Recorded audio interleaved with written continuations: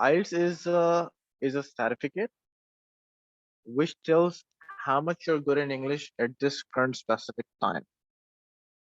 It has nothing to do with your like history, what you ever went to in any school, college, university, you're a graduate, you're not graduate, or you're a professional, you're doing any job, whatever your future plans are, you're going to be in any sort of profession, any sort of industries, you're going to be in business or appearing for any sort of immigration.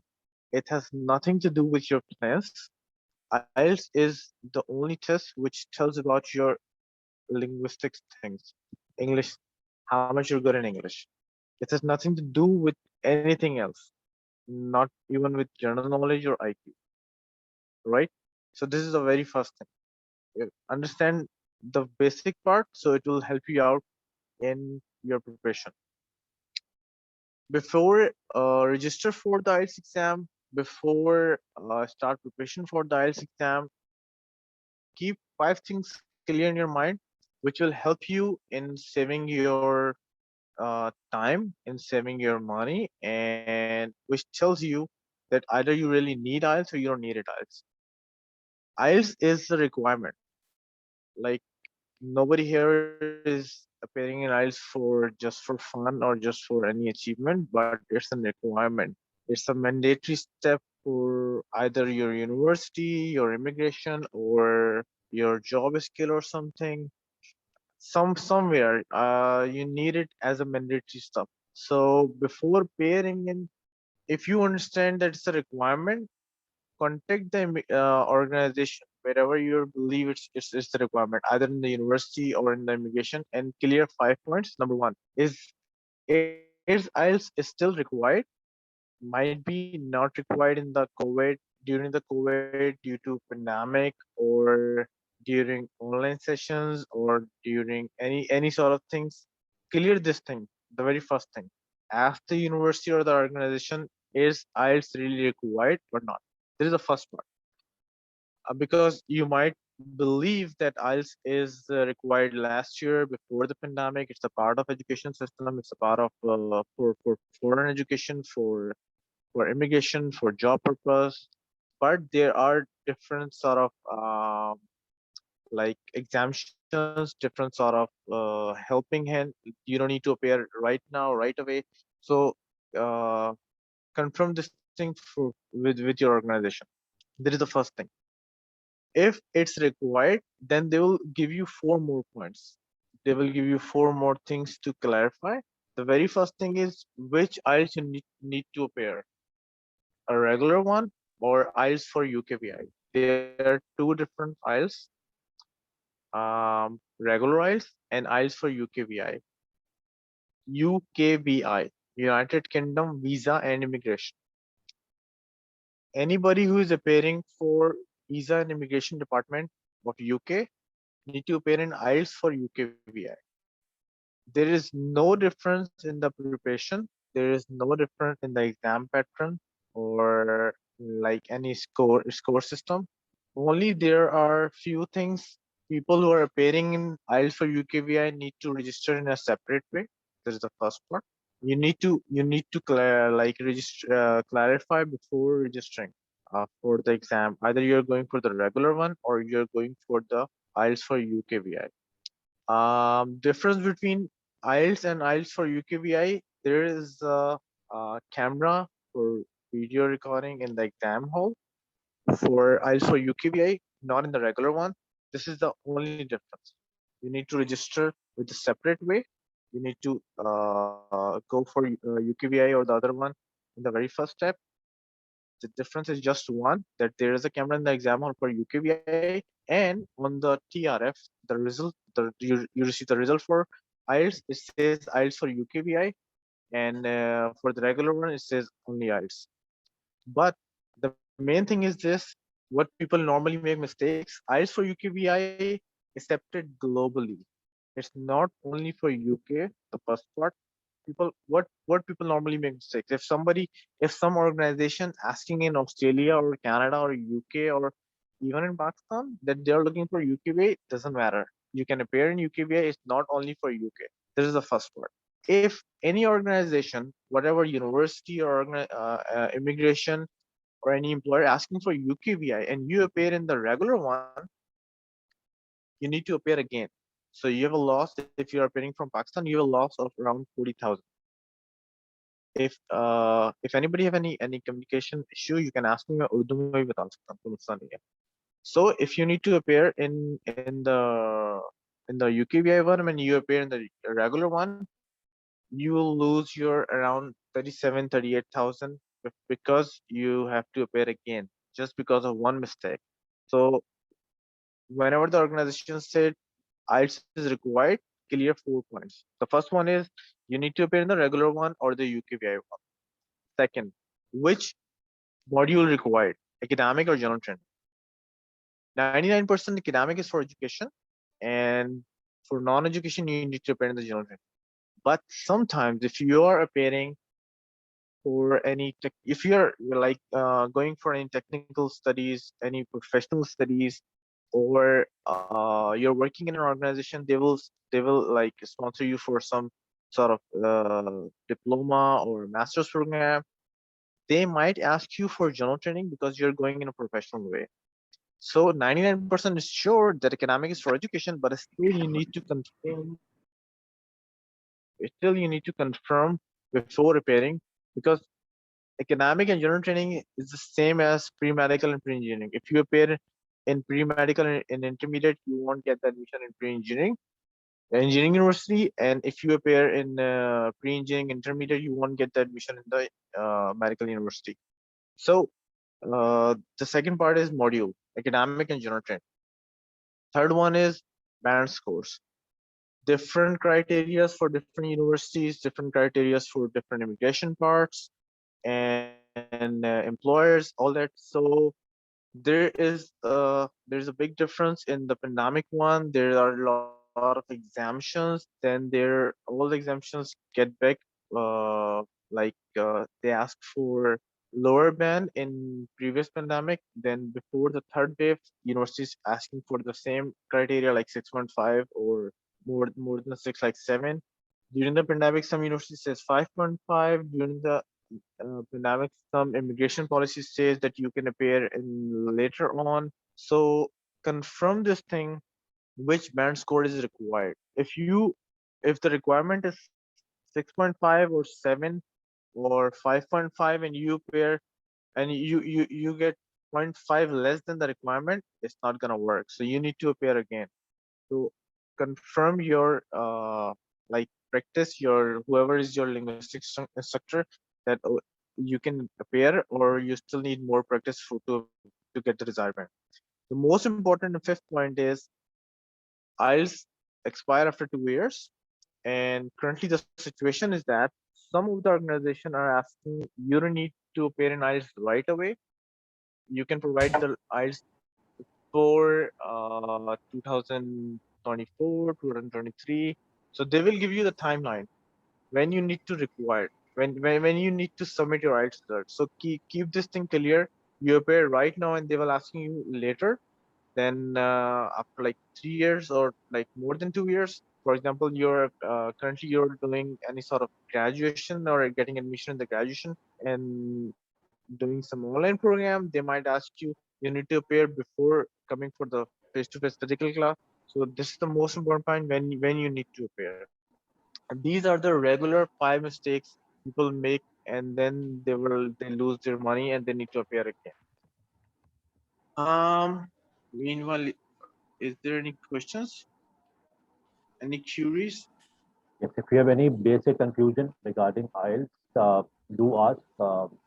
The technical side of IELTS, I'll be addressing that. So,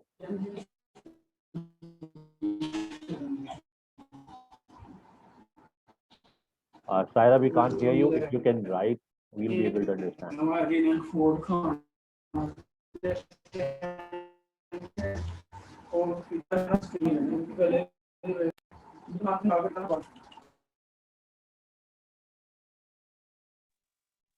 I can't hear you.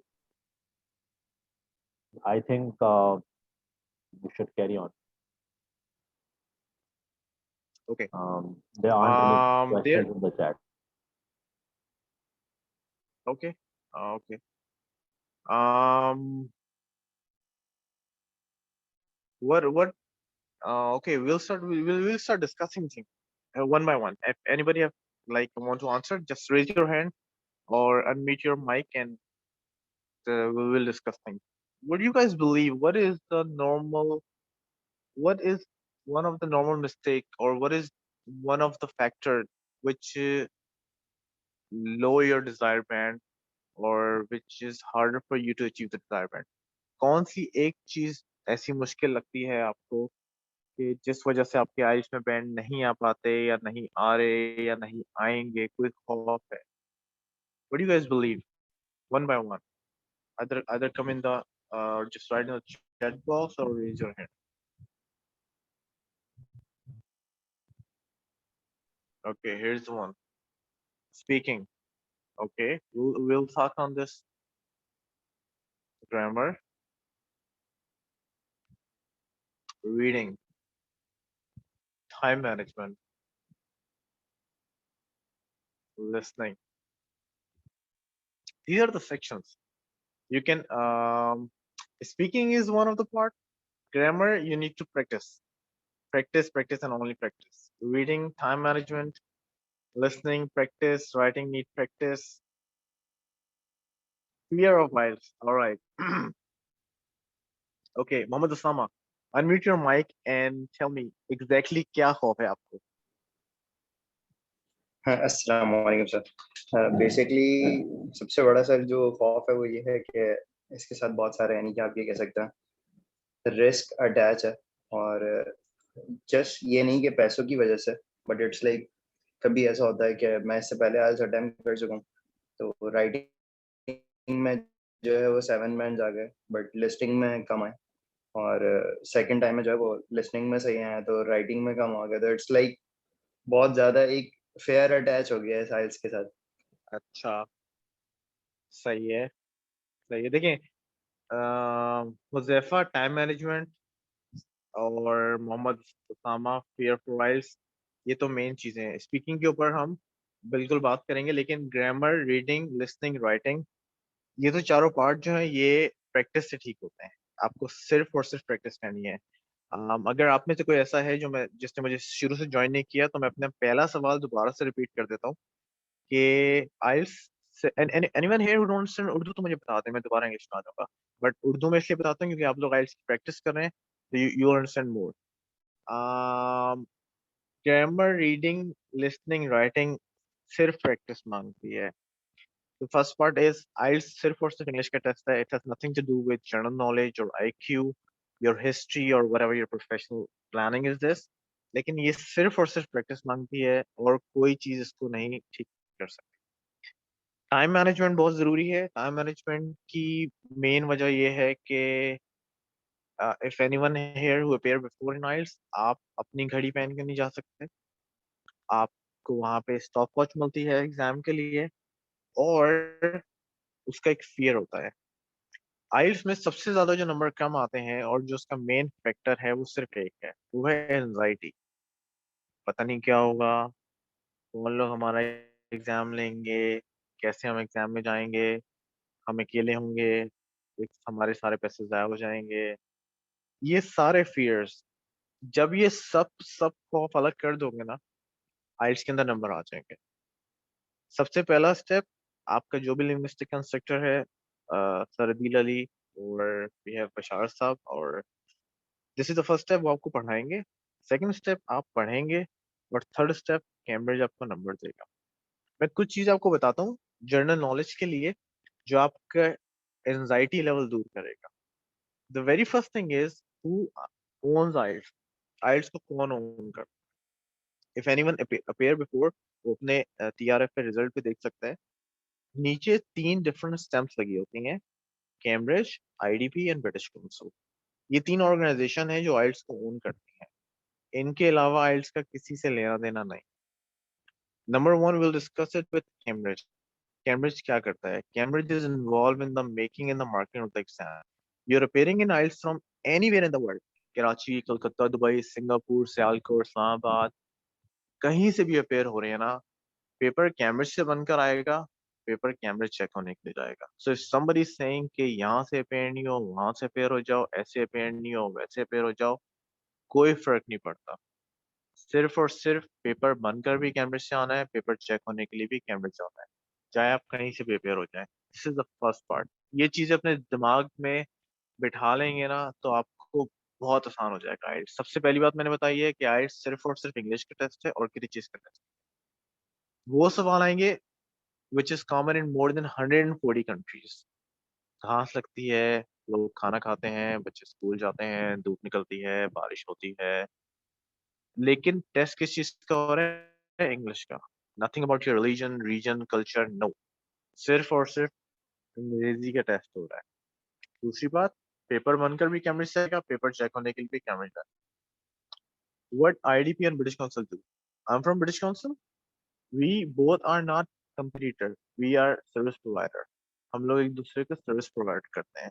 हम क्या service provide करते हैं? For example, हमारे different members हैं। Sir Adeel Ali is our member of IELTS programme. इनके पास candidate पढ़ने आया, उसने आके बोला कि जी मुझे आइल्स पर रजिस्ट्रेशन करनी है। मैंने कहा ओके ठीक है, मैं ब्रिटिश काउंसिल का मेंबर हूँ। इन्होंने इनको हमने पोर्टल दिया हुआ है रजिस्ट्रेशन करने के लिए। इन्होंने राइट अवे रजिस्ट्रेशन करी आपकी, वहीं बैठे बैठे आप पाकिस्तान में कहीं से भी बात कर रहे हैं। इन्होंने आपसे कुछ सवाल पूछे और आपकी रजिस्ट्रेशन कर दी। आपको ईमेल आ गई, रजिस्ट्रेशन हो गई आपके सीएनआईसी या पासपोर्ट के ऊपर। ये चीज समझेगा। आपकी रजिस्ट्रेशन हो गई सीएनआईसी या पासपोर्ट के ऊपर, आपको रेफरेंस नंबर मिल जाएगा। रेफरेंस नंबर के अगेंस्ट में आप फीस जमा करा देंगे। फॉर एग्जाम्पल ब्रिटिश काउंसिल से रजिस्ट्रेशन हुई है या आईडीपी से रजिस्ट्रेशन हुई है, हम उस रेफरेंस नंबर के अगेंस्ट में जो फीस आएगी वो कैम्ब्रिज को भेज देंगे कि इस डेट के ऊपर इस नाम का कैंडिडेट जो है, इस रेफरेंस नंबर का कैंडिडेट जो है वो अपेयर हो रहा है।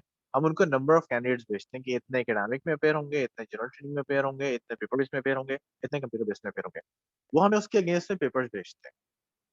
वो पेपर एक सील एनवलप में आते हैं जो हमें खोलना अलाउ नहीं है अनलेस एग्जाम डे के ऊपर, और वो भी एक जो कैंडिडेट होता है वो उसको अनसील करता है और वो साइन करता है कि मैंने इसको अनसील करा। एग्जाम डेट से पहले कैंडिडेट नंबर मिल जाता है, और जब आप एग्जाम डेट में जाते हैं पेपर में तो आपको सेंटर नंबर मिल जाता है। उसका आपके रेफरेंस से, आपके सीएनआईसी से, पासपोर्ट से, नाम से कोई लेना देना नहीं होता। तो पेपर कैम्ब्रिज से आया। Can you hear me now? Hello? Yes, yes, carry on. Okay. So paper Cambridge से आया, आप लोगों ने उसके ऊपर अपना कैंडिडेट नंबर लिखा, टेस्ट सेंटर नंबर लिखा। जो भी आपको टेस्ट आता था इंग्लिश का, आपने उसके जवाब लिखे अपने लिसनिंग के, रीडिंग के, राइटिंग के, और वो आपने भेज दिए कैम्ब्रिज। वहां से चेक होंगे, उसके नंबर आ जाएंगे। आईडीपी और ब्रिटिश काउंसिल में फर्क क्या है? फॉर एग्जाम्पल, हमारी हमारी करेंसी है PKR, which is printed, and the basic thing is state bank of Pakistan. State bank of Pakistan के अंदर हमारे जो पाकिस्तान की करेंसी है वो नोट प्रिंट होती है।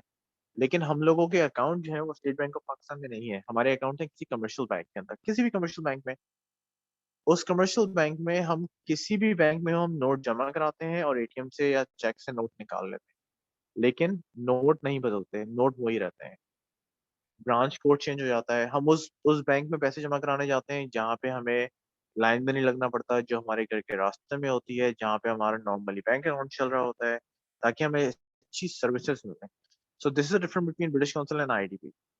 आईडीपी पहले पाकिस्तान में काम नहीं करता था, तो उनका एक टेस्ट सेंटर था एईओ।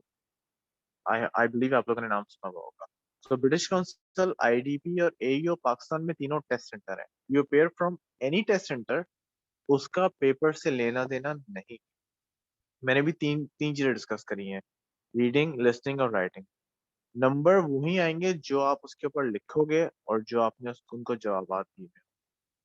सो पहली चीज ये एंजाइटी नहीं लेनी कि किस शहर से या किस मुल्क से अपेयर हो।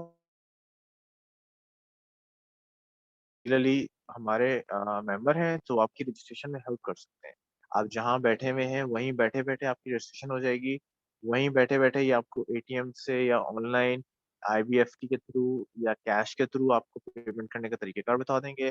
क्योंकि आप अगर इनके थ्रू रजिस्टर होंगे तो ये हमारे मेंबर हैं, तो जो ईमेल्स आपको आ रही होंगी उसके अंदर ये कॉपी हो रहे होंगे, और कोई चीज राइट लेफ्ट होती है, फॉर एग्जाम्पल स्पेलिंग मिस्टेक हो गई, for example test test day से पहले पहले, तो ये आपको हेल्प कर देंगे। आपने कोई पेमेंट करी, payment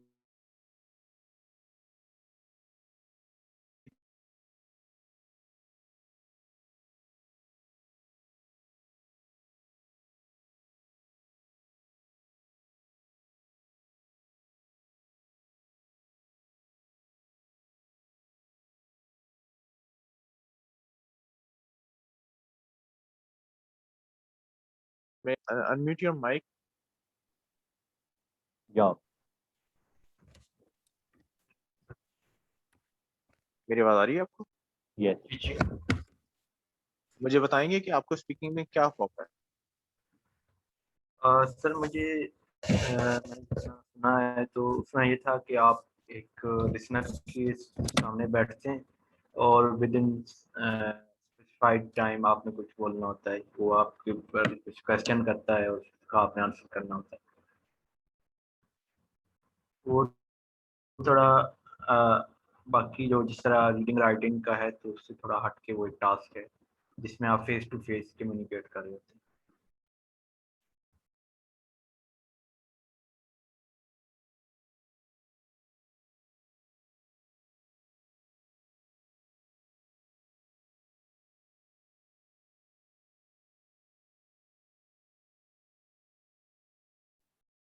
Yes, sir, Imran, are you there?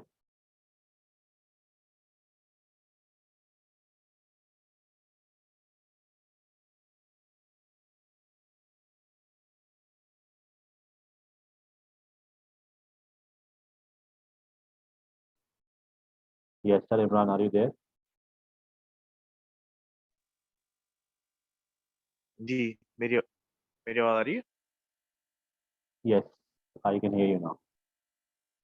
Okay, मेरी मजर इकबाल से बात चल रही थी। Yes, carry on. मजर, मेरी आवाज आ रही है? जी सर अभी आई है, उसके बाद कट गई थी जब मैंने अपनी क्वेरी दी। I'm सॉरी, मेरा माइक म्यूट हो गया था। ओके, मैं बाकी सब लोग सुने, मैं मजर से कुछ बात करूंगा और वो उस चीज को, एंजाइटी को दूर करें। मजर, पहला सवाल, अगर एग्जामिनर फॉरेनर हो तो क्या क्लास से फर्क पड़ता है? सॉरी सर आवाज नहीं। अगर एग्जामिनर फॉरेनर हो, सेम रीजन का ना जी हो, जी आप जिस मुल्क में रह रहे हैं उस मुल्क का ना हो, तो क्या इससे आपके एग्जाम पे फर्क पड़ता है? आपको एग्जाम अपेयर होने में फर्क पड़ेगा? मेरे ख्याल में नहीं पड़ेगा क्योंकि नहीं। वो आप लैंग्वेज भी तो वही यूज कर रहे ठीक है। दूसरी चीज, अगर एग्जामिनर ऑपोजिट जेंडर का हो तो इससे फर्क पड़ेगा? हैं। ये तो डिपेंड करता है कि आपका पहले किस तरह का एक्सपोजर रहा है। फॉर एग्जांपल अगर आपने पहले भी या आपको अपोजिट जेंडर से कोई मसला नहीं होता तो फिर कोई फर्क नहीं पड़ता। ठीक है। तीसरा सवाल, अगर एग्जामिनर सामने ना हो, स्क्रीन पे हो, क्या फर्क पड़ता है उससे?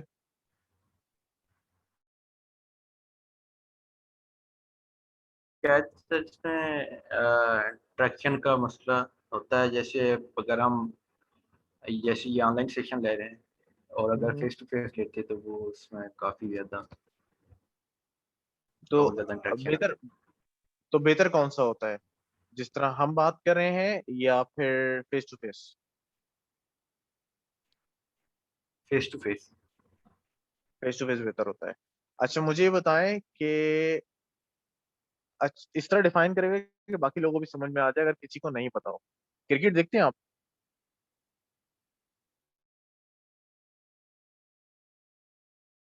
अभी मैं थोड़ी बहुत देखता हूँ लेकिन ज़्यादा कोई नहीं। मुझे मुझे बता सकते हैं कि फर्स्ट अंपायर में और थर्ड अंपायर में क्या फर्क होता है? इस तरह एक्सप्लेन करेगा अगर पता हो कि बाकियों को जिनको नहीं पता पता लगे।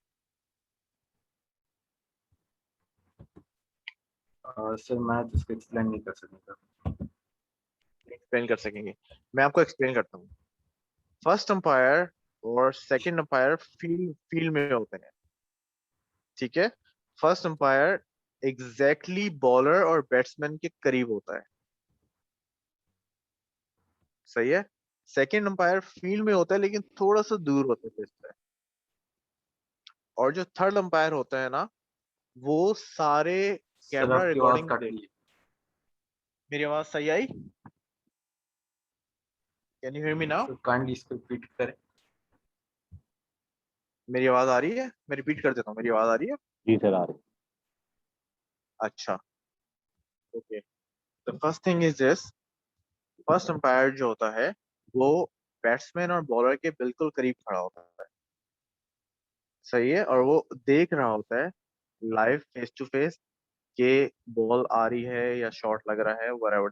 This is the first umpire one. Second umpire जो होता है वो भी फील्ड में ही होता है, लेकिन वो बैट्समैन और बॉलर से जरा सा दूर होता है, सही है। और जो थर्ड अंपायर होता है वो फील्ड में नहीं होता, बल्कि वो सारे कैमरे देख रहा होता है। और ऑन टॉप उसके पास एक ऑप्शन ये होता है कि वो आपका जो भी फील्ड में शॉट है, जब बॉलिंग है, जो भी कुछ है, उसकी रिकॉर्डिंग रिव्यू कर सकता है, रीप्ले कर सकता है। फॉर एग्जाम्पल, अगर फर्स्ट अंपायर जो है उसने एक चीज देखी, he is in doubt between 50% के बॉल हिट की है या बॉल हिट नहीं करी है, टच किया है कि टच नहीं किया, तो वो थर्ड अंपायर से राय मांगता है। थर्ड अंपायर रिव्यू करता है, उसको रीप्ले करता है और हर तरफ के कैमरे में से उसको जाके चेक करता है कि इज दिस द डिफरेंस और नॉट। उसमें क्या होता है कि उसके पास रिव्यू भी होता है, रिकॉर्डिंग भी होती है। सेम चीज होती है आपके स्पीकिंग सेशन के अंदर। आपका एग्जामिनर जो होता है वो होता है फर्स्ट अंपायर। जिस भी टेस्ट सेंटर से आप रजिस्टर हुए हैं, जिस भी शहर में रजिस्टर हुए हैं, वो उसके लिए काम कर रहा होता है, लेकिन वो एग्जामिनर होता है। उसके आइल्स में 9 बैंड आए होते हैं, सेट सोल या सेट किया होता है, और लिंग्विस्टिक की डिग्री होती है, एक्सपीरियंस होता है, तो वो एग्जामिनर तो होता है। लेकिन नंबर आपके जो है, मैंने आपको क्या बताया था, कंफर्मेशन कहाँ से आती है? कैमरे से। पेपर की मेकिंग और द मार्किंग कहाँ से होती है? कैमरे से। तो क्या होता है कि एक रिकॉर्डिंग डिवाइस रखी हुई होती है एग्जामिनर के और कैंडिडेट के दरमियान में। एग्जाम ऐसे स्टार्ट होता है, candidate examiner recording device on करता है और फिर इंट्रोड्यूस करता है। My name is Mohammad Imran Khan, I am from British Council to conduct your IELTS speaking test, your candidate number is this, shall we start. और टेस्ट स्टार्ट हो जाता है। टेस्ट होता है 12 से 15 मिनट का, लेस देन 15 मिनट, इससे ज्यादा का नहीं होता। उस टेस्ट में जो चीज देखी जाती है वो सिर्फ एक चीज देखी जाती है, और वो होती है आपकी इंग्लिश लैंग्वेज। ग्रामर ठीक है, वोकैबुलरी ठीक है, कंप्लीशन ठीक है, this is it. You're supposed to be loud but not shouting. चीखना नहीं है, ऊंचा बोलना है ताकि रिकॉर्डिंग में सही से आवाज आ जाए। अब वो रिकॉर्डिंग डिवाइस, वो रिकॉर्डिंग और जो एग्जामिनर ने मार्क्स दिए हैं वो जाते हैं कैम्ब्रिज के पास। एग्जामिनर पाकिस्तान में टेस्ट सेंटर का जो भी होता है, ब्रिटिश काउंसिल का, आईडीपी का, एयू का, वो लिखता है कि मेरे मेरे टेस्ट के मुताबिक इस एग्जामिनर के 5, 6, 6.57 ये मार्क्स आए हैं, और वो रिकॉर्डिंग उठा के कैम्ब्रिज को भेजता है। If anybody have an anxiety कि उसको एग्जामिनर से डर लगता है ना, keep one thing in mind कि उसने जो टेस्ट देना है ना, वो एग्जामिनर को देख के नहीं देना, और उसके देखने से एग्जामिनर को फर्क नहीं पड़ता। वो क्या पहन कर गया है, वो कैसा दिखता है, वो क्या है, उससे एग्जामिनर को फर्क नहीं पड़ता। एग्जामिनर को किस चीज से फर्क पड़ना है? रीडिंग, लिसनिंग, राइटिंग में फर्क पड़ता है, क्या लिख कर दिया है आपने, और स्पीकिंग में फर्क करता है, क्या रिकॉर्ड कराया है आपने। एग्जामिनर नो कि कैसे रिकॉर्डिंग करानी है। वो अपनी आवाज लाउड रखता है, इट्स नॉट शाउटिंग, लाउड और क्लियर रखता है, और अपने सवाल क्लियरली पूछ रहा होता है। आपने भी अपने सवाल लाउड और क्लियर रखने हैं, और सवालों का जवाब सही देना है। This is the main theory कि क्या होना होता है। I hope you understand this thing. So if anybody have an anxiety कि एग्जामिनर यस को सर, देख के थैंक डर यू सर। लगता सर है। इसमें एक वोकेबलरी के हवाले से मेरा एक क्वेश्चन है कि आप जब बोल रहे होते हैं फॉर एग्जांपल, तो वोकेबलरी में आपके डाइवर्सिटी ऑफ वर्ड्स को चेक किया जाता है, या उसको किस बेस पे आप इस सवाल रेट? इस सवाल का जवाब I sir think I Adeel should, Ali देंगे, yeah, I लेकिन think I should answer this question. हाँ, ये लिंग्विस्टिक का सवाल है, इसके बारे में बिल्कुल बात नहीं करूंगा। मैं सिर्फ Sure. बात करूंगा आपको सर्विसेज के बारे में, और वो गलतियां जो कि आइल्स में पेयर होते हुए लोग देते करते हैं और फिर उनको दोबारा पेयर होना पड़ता है, या वो चीजें जो कि बिला वजह की एंजाइटी बनी हुई होती है। सो स्पीकिंग सेक्शन के अंदर बिल्कुल भी इस बात से नहीं घबराना कि एग्जामिनर जो है वो आपको देख रहा है, वो वो इस बात से फर्क पड़ता है आप क्या पहन कर आए हो, आप कैसे दिखते हो, नहीं। जिस तरह रीडिंग, लिसनिंग, राइटिंग में आपके पेपर पे जो लिखा हुआ है उसके मार्क्स मिलेंगे, इसी तरह स्पीकिंग में जो रिकॉर्डिंग हुई होगी उसके मार्क्स मिलेंगे। सो मैं ये नहीं कह रहा कि आप एग्जामिनर की तरफ मुंह ही नहीं करें, आप कहीं और देखना शुरू कर दें। आप अपना आई कांटेक्ट जरूर रखें, आई कांटेक्ट नहीं रखना कोई मसला नहीं, लेकिन मेन जो नंबर मिलेंगे ना वो रिकॉर्डिंग के, जो भी रिकॉर्डेड हुआ होगा उस चीज के नंबर मिलते हैं। क्योंकि कैम्ब्रिज नंबर, जो एग्जामिनर होता है ना वो आपको सिर्फ सुन रहा होता है और कुछ नहीं। अगर वो आपको दरमियान में इशारा करेगी बोलो, तो वो क्या है कि वो खुद तो नहीं बोलेगा ना, अगर वो खुद बोलेगा तो कैम्ब्रिज उसको बोलेगा भाई आप क्यों बोल रहे थे कैनेडा है। नंबर वन उसको सुनाई नहीं दे रहा, सर्टिफिकेट नहीं लगाया उसने, तो इसका मतलब है उसको अंग्रेजी नहीं आती।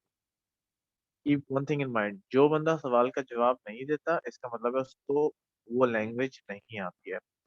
एक और फैक्टर जो है वो ये है कि आप लोग थक जाते हो, स्ट्रेस में आ जाते हो। 2 ढाई घंटे लगातार आपने लिखना है, बैठना है। सो जब भी प्रैक्टिस करो एग्जाम में अपेयर होने की ना, तो 2 ढाई घंटे लगातार प्रैक्टिस करो। ऐसे प्रैक्टिस नहीं करो कि लिसनिंग की एक दिन कर ली, रीडिंग की एक दिन कर ली, राइटिंग की एक दिन कर ली। नहीं, जब फाइनल प्रैक्टिस में आए तो आपने एक साथ नॉन स्टॉप प्रैक्टिस करनी है जैसे एग्जाम में करनी होती है। ना पानी का होश होता है, ना लोगों को वॉशरूम का ब्रेक लेना होता है। लेना होता है, यू हैव एन ऑप्शन, लेकिन आपको ये चीज इतनी अच्छी प्रैक्टिस होनी चाहिए कि आपने 2 ढाई घंटे बाद जब ही उठना है जब एग्जाम कंप्लीट हो जाएगा। दूसरी चीज, आप स्ट्रेस नहीं लेंगे कि 2 घंटे हो गए आखिरी सवाल जो है वो हमने छोड़ दिया। और जो नॉर्मली लोग मिस्टेक करते हैं वही मिस्टेक करते हैं। अदील, मैं बहुत ज्यादा टाइम तो नहीं ले रहा। You No, hear no, me? I think you can wrap it up in next 5-10 minutes or 15 minutes. Okay. एक सवाल भी आया sir, sir any comments on language other than IELTS. अच्छा, मैं इसके बारे में भी बताता हूँ। जैफा ने एक सवाल पूछा है। ठीक है, ठीक एक और चीज जो नॉर्मली एक और चीज जो नॉर्मली लोग गलती करते हैं वो ये करते हैं कि फॉर एग्जांपल मुझे तो 6 बैंड चाहिए, 9 बैंड चाहिए नहीं।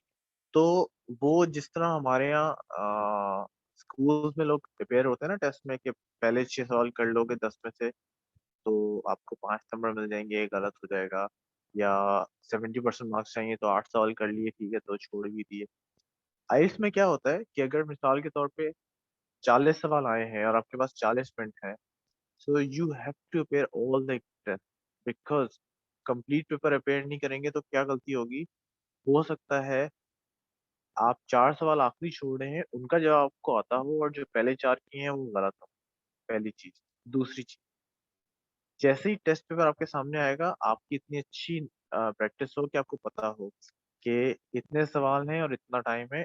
उसमें से कुछ टाइम निकाल दें आप अपना नाम लिखने के लिए, कुछ टाइम निकाल दें आप क्वेश्चन पेपर को बार बार पढ़ने के लिए, कुछ टाइम निकाल दें आप एग्जाम हॉल की दीवारें देखने के लिए, कुछ टाइम निकाल दें आप लेटर को देखने के लिए, कुछ टाइम निकाल दें आप बिला वजह सोचने के लिए कि यहाँ से जाने के बाद क्या करना है। फिर जो टाइम बचेगा वो आपका एग्जाम का टाइम होगा। लेकिन आपने पूरा एग्जाम पेपर जो है ना वो अपेयर होना है। ड्यूरिंग एग्जाम जितनी भी सोचें आए उन सबको राइट लेफ्ट रख देगा, क्योंकि आपके 30-40 हज़ार रुपए जो है ना वो स्टेक पे लगे हुए हैं।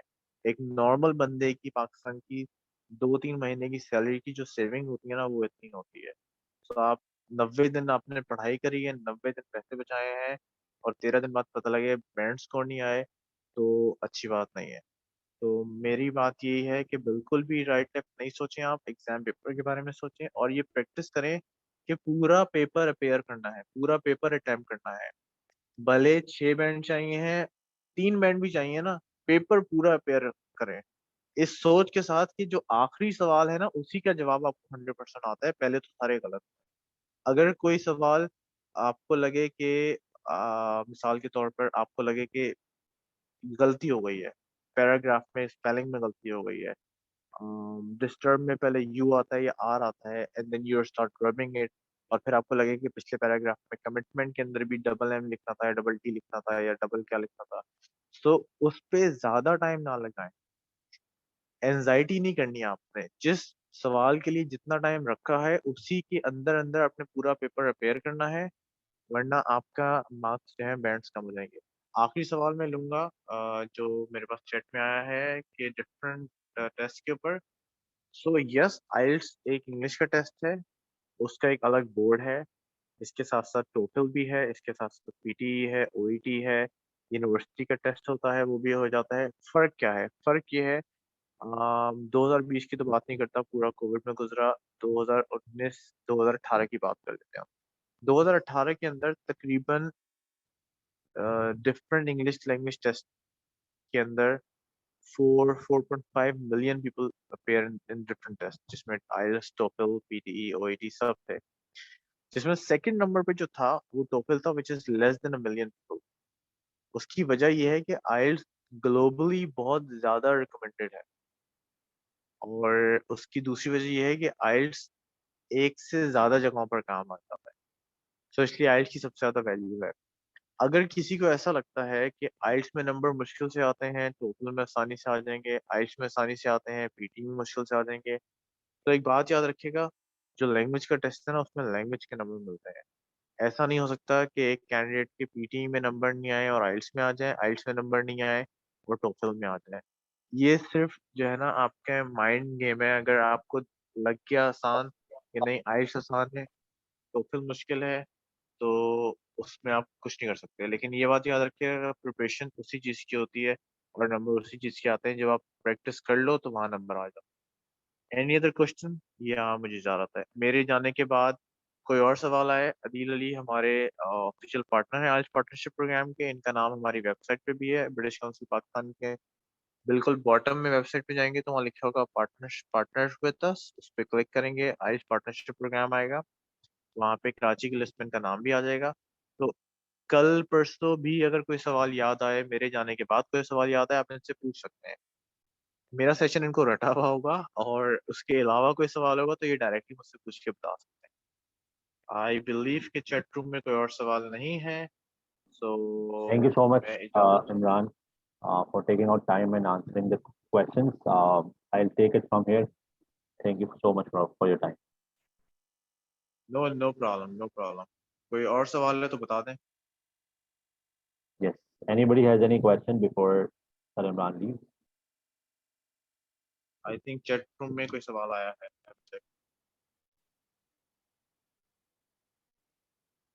तीन सवाल आ गए एक साथ। Oh thank you, you welcome, no problem. ठीक है, ठीक है दिल, मिलते हैं इंशाल्लाह फिर। Sure. Sure. अल्लाह Take care. हाफिज़। Allah Hafiz. ओके जी। तो सबसे पहले मैं जानना चाहूँगा कि कितने लोग हैं सेशन के अंदर हु हैव टेकन आइल्स, और कितने लोग हैं जिन्होंने आइल्स नहीं दिया या जिन्हें आइल्स के बारे में कोई इंफॉर्मेशन नहीं है, so that I can assess कि what are the students looking for, so that I can take up the session accordingly. और मुझे याद है कोई एक क्वेश्चन था जो कि सर इमरान ने कहा था कि और मैंने भी कहा था कि आई विल आंसर दैट, तो उसको भी हम दोबारा ले लेंगे। कि मुझे चैट में जरा सारे लोग बता दें कि हु हैज़ अटेम्प्टेड बिफोर, नहीं किया बिल्कुल भी, अगर किसी को नॉलेज नहीं है तो भी बता दीजिए, so that I can take things accordingly.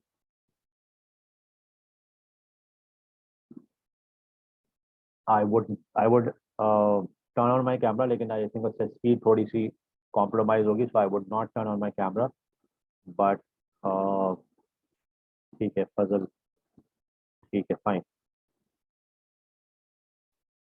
अच्छा, जो लोग अभी सर इमरान का सेशन अटेंड कर चुके हैं उन्हें बेसिक आइडिया हो गया होगा कि आइल्स है क्या। IELTS is basically a test of your English language, और इसमें सिर्फ लैंग्वेज आपकी टेस्ट की जाती है, इसमें कोई और चीज़ टेस्ट नहीं होती। Okay, so we have a mix audience, जिनके पास नॉलेज है, कुछ अब एक आध स्टूडेंट अपेयर हो चुके हैं, कुछ प्रिपरेशन कर रहे हैं, and some of you have no idea और नो नॉलेज अबाउट इट।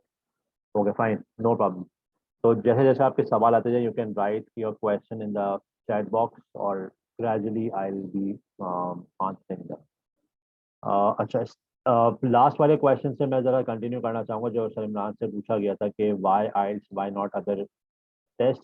तो उसका आंसर इमरान साहब ने तो दे दिया, अच्छा कॉम्प्रिहेंसिव जवाब था उसमें। बस मैं एक चीज़ ऐड करूँगा कि अक्सर a lot of students come to me as well and they ask कि सर मेरे आइल्स में नंबर अच्छे नहीं आ रहे तो मैं फलाना टेस्ट दे देता हूँ तो उसमें शायद आ जाएंगे।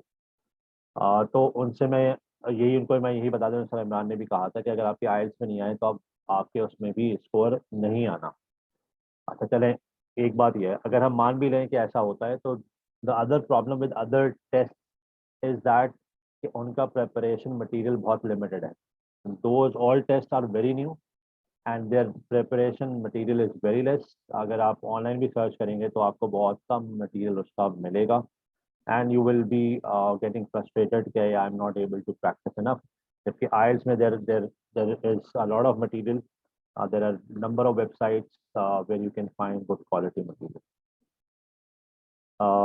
तो पहले हम अच्छा, फिर इसके बाद एक जो क्वेश्चन रह गया था वो था आई थिंक स्पीकिंग का, जिसमें पूछा था कि वैरायटी ऑफ वर्ड्स के बारे में और वोकैबुलरी के बारे में। यस, आपका जो मार्किंग क्राइटेरिया है आइल्स स्पीकिंग का, उसमें एक क्राइटेरिया वोकैबुलरी का भी है जिसको हम कहते हैं लेक्सिकल रिसोर्सेज। तो लेक्सिकल रिसोर्सेज मीन्स वोकैबुलरी। अब lexical resources does not mean that you should be using words that are odd. आपने बहुत सारी यूट्यूब वीडियोस देखे होंगे जिसमें लिखा होता है कि use these 5 words to get band 9। ऐसा नहीं होता, ठीक है। आपने अगर आप बैंड डिस्क्रिप्टर पढ़ें तो उसमें आपको मिलेगा कि a candidate should be able to use variety of words appropriately। तो वर्ड्स आपके पास होने चाहिए, वैरायटी होनी चाहिए, लेकिन उनका सही इस्तेमाल भी आना चाहिए। Same goes with writing. हाँ, फर्क ये है कि स्पीकिंग में आप इडियम्स और इनफॉर्मल वर्ड्स यूज कर सकते हैं। In writing you can not use informal language, but you should have a variety. Variety sentence structure की भी होनी चाहिए, वर्ड्स की भी होनी चाहिए, और वर्ड्स को सही उनकी जगह पे इस्तेमाल करना आना चाहिए।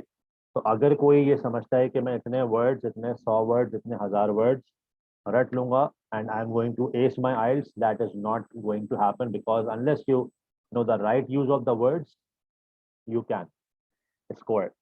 I have had students who have scored 7 and above in their writing by using simple words, but they were able to use vocabulary appropriately. So if you are able to use the words appropriately, you will get the marks. Okay, अभी इस question पे आता हूँ मैं। अच्छा, अब सवाल ये आता है कि कैसे vocabulary को appropriate use करना हम सीखें। Vocabulary is a part of language, तो चाहे वो ग्रामर हो, vocabulary हो, and the use of words हो, this is something that is time taking. Urdu में भी आपको अल्फाज का इस्तेमाल आने में थोड़ा वक्त लगता है। Same is the case with English. अगर आपने अपना यूज ऑफ वर्ड बेहतर करना है तो आपको रीडिंग करनी होगी और आपने एनालाइज करना होगा कि ये राइटर जो है ये वर्ड्स कैसे यूज कर रहा है। अब क्या रीड करना चाहिए? I suggest students to read magazine articles, read topics which are usually asked in in IELTS. For example, articles related to science, education, health, crime. There is a long list. So this is what you should do if you read more often. तो आपका use of word ज़्यादा appropriate हो जाएगा. But it is a time-taking process. This cannot be done in a month or two. Okay. Fazil is asking, sir, some countries need IELTS and some need GRE. What is the difference? What should we do, IELTS or GRE? अच्छा, अगर आपके पास option है, if you have the option of either IELTS or GRE, so I would suggest कि आप IELTS पर जाएं। GRE के comparison में IELTS is a easier test. IELTS का फॉर्मेट आसान है, आप कंप्यूटर पे भी दे सकते हैं, आप पेन पेपर पे भी दे सकते हैं। तो आई वुड रिकमेंड कि अगर आपके पास चॉइस है तो फिर आप आइल्स में अपेयर हो, क्योंकि जीआरई में आपको काफ़ी ज़्यादा मेहनत करनी पड़ती है एज कम्पेयर टू आइल्स। तो मेरा ये मशवरा है, best is up to you. Okay, तो आई होप कि सबको पता ही होगा कि जो आइल्स है इसके अंदर यू हैव 4 सेक्शंस।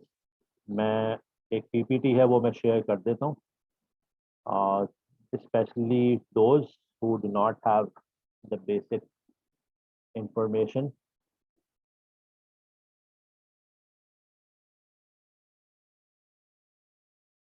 ठीक है, 4 मॉड्यूल्स होते हैं, reading, writing, listening and speaking. Reading का टेस्ट जो होता है वो 60 मिनट्स का होता है, लिसनिंग का टेस्ट 30 मिनट्स का होता है। इसमें ऑडियो 1 गो में चलती है और ऑडियो आप कहीं स्टॉप नहीं कर सकते। तो again sir Imran said as well कि you need a lot of practice when it comes to listening, reading और इवन राइटिंग। और same goes with speaking, practice आपको ओवरऑल चाहिए। और जैसे वो उन्होंने रिकॉर्डिंग की बात की थी, तो this is what I do with my students, I ask my students to record themselves. तो अगर आपको रिकॉर्डिंग के शुरू में ही आदत पड़ जाती है तो आप, you are confident when you are there in front of the examiner, और आपको पता होता है कि आपने कितना लाउड बोलना है या कितना आपने अपनी वॉइस को कंट्रोल करना है। तो 15 से 20 मिनट का स्पीकिंग का टेस्ट होता है आपका। तो लिसनिंग को अगर हम डिवाइड करें तो लिसनिंग का जो टेस्ट है, it's of 30 minutes, it has 4 parts and it has 40 question.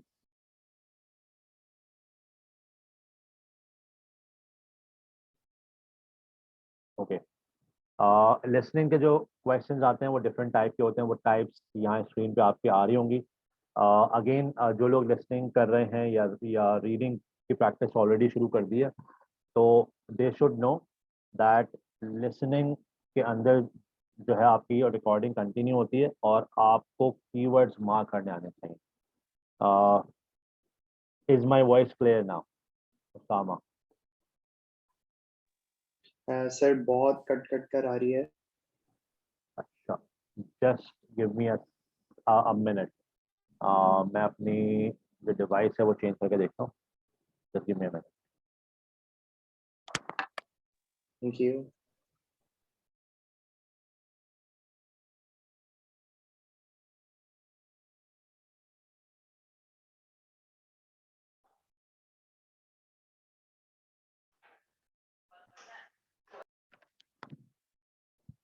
Is everyone facing the same issue or is it just Osama? Could you tell me in the chat? It's clear on my side. अगर किसी specifically किसी एक की तरफ आ रही है, so that means कि there is an issue with your internet connection.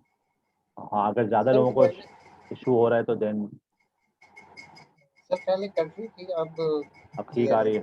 चलें, अगर आए तो you can tell me in the chat. मैं अपनी सेकेंडरी डिवाइस पे शिफ्ट हो जाऊंगा। ओके, तो लिसनिंग और रीडिंग में बता रहा था कि सबसे इंपॉर्टेंट चीज़ जो होती है रीडिंग और लिसनिंग टेस्ट के अंदर, चले मैं पहले पूछ लेता हूँ बताने से पहले कि लिसनिंग और रीडिंग टेस्ट में या राइटिंग के टेस्ट में भी या स्पीकिंग के टेस्ट में भी सबसे मोस्ट इम्पॉर्टेंट चीज़ क्या है?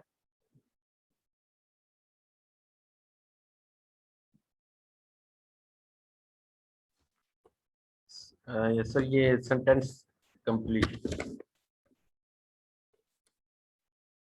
Sentence complete, sentence sir completion, focus. Focus. Okay, listening, reading, writing, speaking, what is the most important thing in all modules?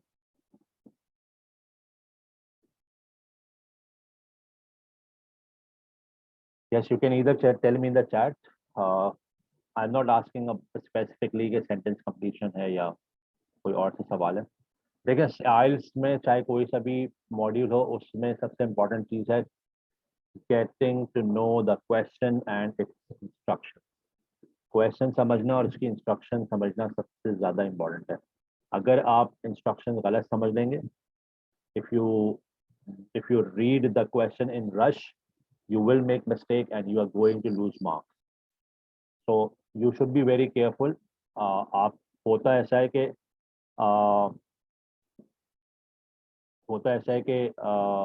आप जब प्रैक्टिस कर रहे होते तो आपको लगता है हाँ ये वैसा ही क्वेश्चन है, ये इस तरह का मैं कर चुका हूँ, so you actually skip that, but you should make a habit that you should read, no matter आपने वो सवाल 10 मरतबा पढ़ चुके हैं, you know it what it is, but you should have a habit of reading the complete thing.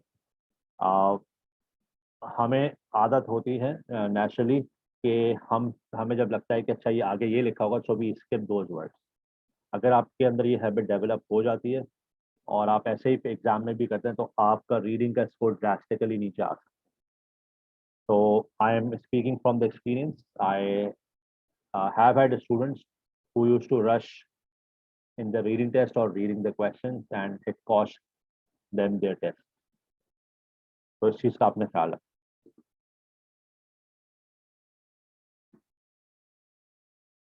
Okay, So you basically written total 4 recordings. There are 2 conversation and 2 monologues. Monologues are sort of recordings where there we have 1 speaker. Conversation means that there could be 2 speakers, there could be 3 or 4 speakers, and they have variety of English accents. The accents could be a British, neutral, from New Zealand or Australia. The recording is played once. Candidates are given extra time to read the questions before each text starts.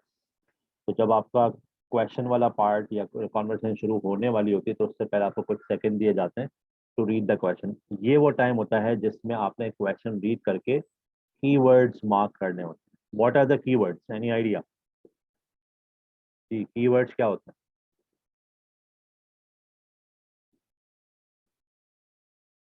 Anyone? You can tell in the chat or you can turn on mic and speak. Sir, important contextual words. Okay. Anybody else?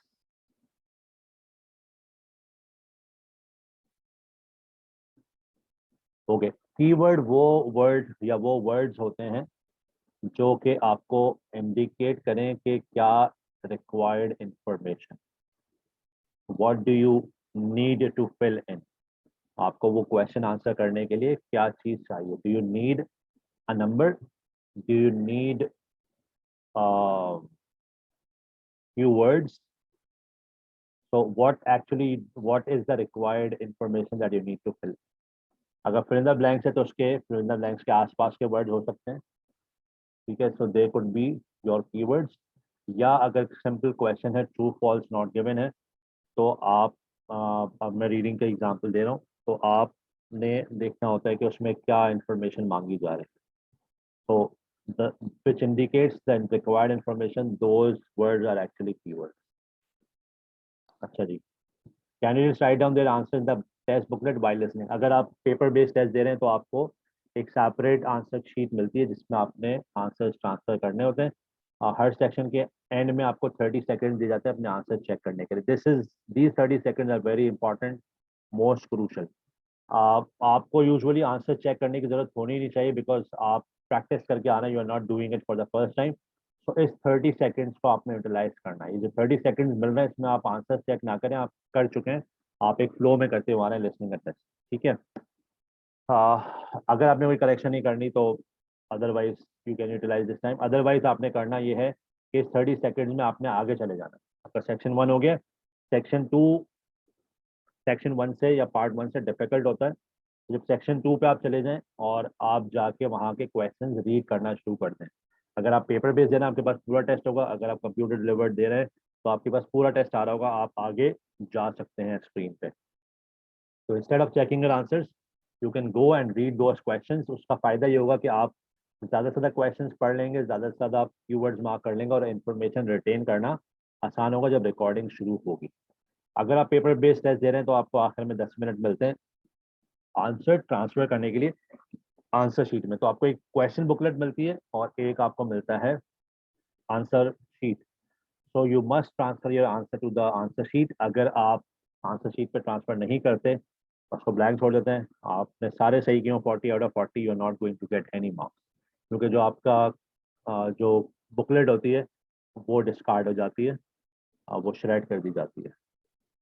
Spelling and grammar errors are penalised. Again आप listening कर रहे हैं, reading कर रहे हैं, अगर आप गलत स्पेलिंग लिखते हैं, ग्रामर गलत लिखते हैं तो obviously you are not going to get marks for that. It's a language test. इसके अलावा लिसनिंग और रीडिंग के अंदर आपको एक वर्ड लिमिट दी होती है कि no more than 2 words, no more than 1 word. अगर आप उससे ज़्यादा लिखेंगे, बाकी आपके वर्ड्स ठीक भी हो, तो your answer will be considered incorrect.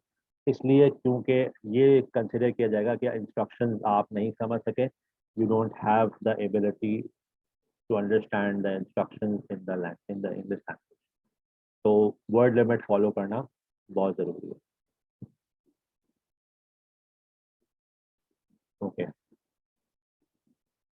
Problems या चैलेंजेस क्या होता है लिसनिंग टेस्ट के कि रिकॉर्डिंग एक ही मरतबा प्ले होती है और आपने साथ साथ सुनते सुनते लिखना भी होता है. वैरायटी ऑफ एक्शंस होते हैं और आपने जो उसकी लाइन ऑफ थॉट है या जो रिकॉर्डिंग है उसके साथ साथ आपने कंटिन्यू रखना होता है. वोकैबुलरी ऐसी हो सकती है जो कि आपके लिए नई हो. So again, practice will help you कि आपने contextually meaning समझ में आना चाहिए. Again, correct spelling is required. तो सुन के आपको spelling ठीक लिखनी आनी चाहिए. जी, लिसनिंग से रिलेटेड कोई किसी का सवाल, कोई कंफ्यूजन, वो लोग जो प्रैक्टिस कर रहे हैं, are you coming across, are you mean going through any problem, difficulty, कोई सवाल जो कि बहुत कोशिशों के बाद भी सही नहीं हो पा रहा sir I have a question. जी. सर बेसिकली प्रैक्टिस तो मैं बहुत सारी कर रहा हूँ, but the thing is mostly ऐसा होता है कि एक मैं आंसर लिख रहा होता हूँ है? और इतने ही टाइम पीरियड में वो दूसरा आंसर जो है ना मुझसे मिस हो जाता है. जी, और इट सीम्स लाइक कि अब जो है ना वो एग्जामिनर जो है वो तीसरे सवाल की तरफ बढ़ चुके हैं ऐसे. या ये आपके साथ एमसीक्यूज में हो रहा हो. जी जी बिल्कुल बिल्कुल सर. और what is your strategy when you do listening, sorry, when you are on MCQs, तो आपकी स्ट्रैटेजी क्या होती है? सर बेसिकली अभी तक जो मैं फोकस वाली स्ट्रैटेजी पर ही कर रहा हूँ, यानी कि just like I use to listen और इसके साथ साथ जो है मैं आंसर दे रहा होता हूँ.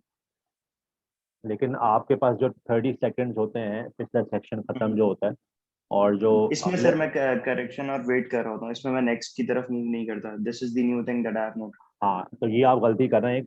अच्छा, अब आपने इसको टाइम को यूटिलाइज कैसे करना है ये मैं सबको बता रहा हूँ एमसीक्यूज के लिए. और MCQs is the most challenging part of listening test. तो सारे लोग इसको नोट कर लें, और इसमें बहुत सारे कैंडिडेट्स गलती करते हैं. देखिए, जब आपको पता है कि अब आपका एमसीक्यूज वाला सेक्शन आ रहा है, यूजुअली एमसीक्यूज सेक्शन पार्ट 3 या पार्ट 4 में होते हैं, ज़्यादातर पार्ट 4 में होता है, 3 में भी हो सकता है. अच्छा, जब एमसीक्यूज वाला आपका आ रहा है तो आपने जो आंसर चेक करने वाला टाइम है उसको यूटिलाइज करना है. कैसे यूटिलाइज करना है? अब लोग क्या करते हैं कि वो जाते हैं, एमसीक्यूज वाला सवाल है, सारे सवाल पढ़ेंगे, सारे एमसीक्यूज पढ़ेंगे. अच्छा, बहुत से लोगों को क्या प्रॉब्लम आती है कि वो सारे सवाल और सारे एमसीक्यूज पढ़ ही नहीं पाते, टाइम कम होता है, 45 सेकंड होते हैं, अगर आप वो 30 सेकंड वो वाले भी लगा लें. तो देखें, अगर आप सारा पढ़ भी लेते हैं, मिसाल के तौर पे कोई बहुत अच्छा रीडर है और वो 40 सेकंड्स के अंदर सब कुछ पढ़ लेगा, लेकिन क्या वो 40 सेकंड्स में जो कुछ उसने पढ़ा है, क्या वो उसके दिमाग में रिटेन रहेगा? नहीं रहेगा. उसका तरीका ये है कि जब आप एमसीक्यूज वाले सवाल पर आएँ तो आप सिर्फ और सिर्फ क्वेश्चंस पढ़ें. अगर 10 क्वेश्चंस हैं, 5 क्वेश्चंस हैं, उन क्वेश्चंस को आप पढ़ें और उनके कीवर्ड्स मार्क कर लें कि इसमें इंफॉर्मेशन मांग क्या रहा है. Do not read the option. Options are there to confuse you. Options हैं इसीलिए कि भाई आपको कंफ्यूज किया जाए. तो भाई आप क्यों कंफ्यूज हो रहे हैं? आप एमसीक्यूज की जो ऑप्शंस हैं ABCD, do not read them before the recording starts. Questions पढ़ें, कीवर्ड मार्क करें, और जैसे रिकॉर्डिंग शुरू हो फिर रिकॉर्डिंग को आपने फॉलो करना है.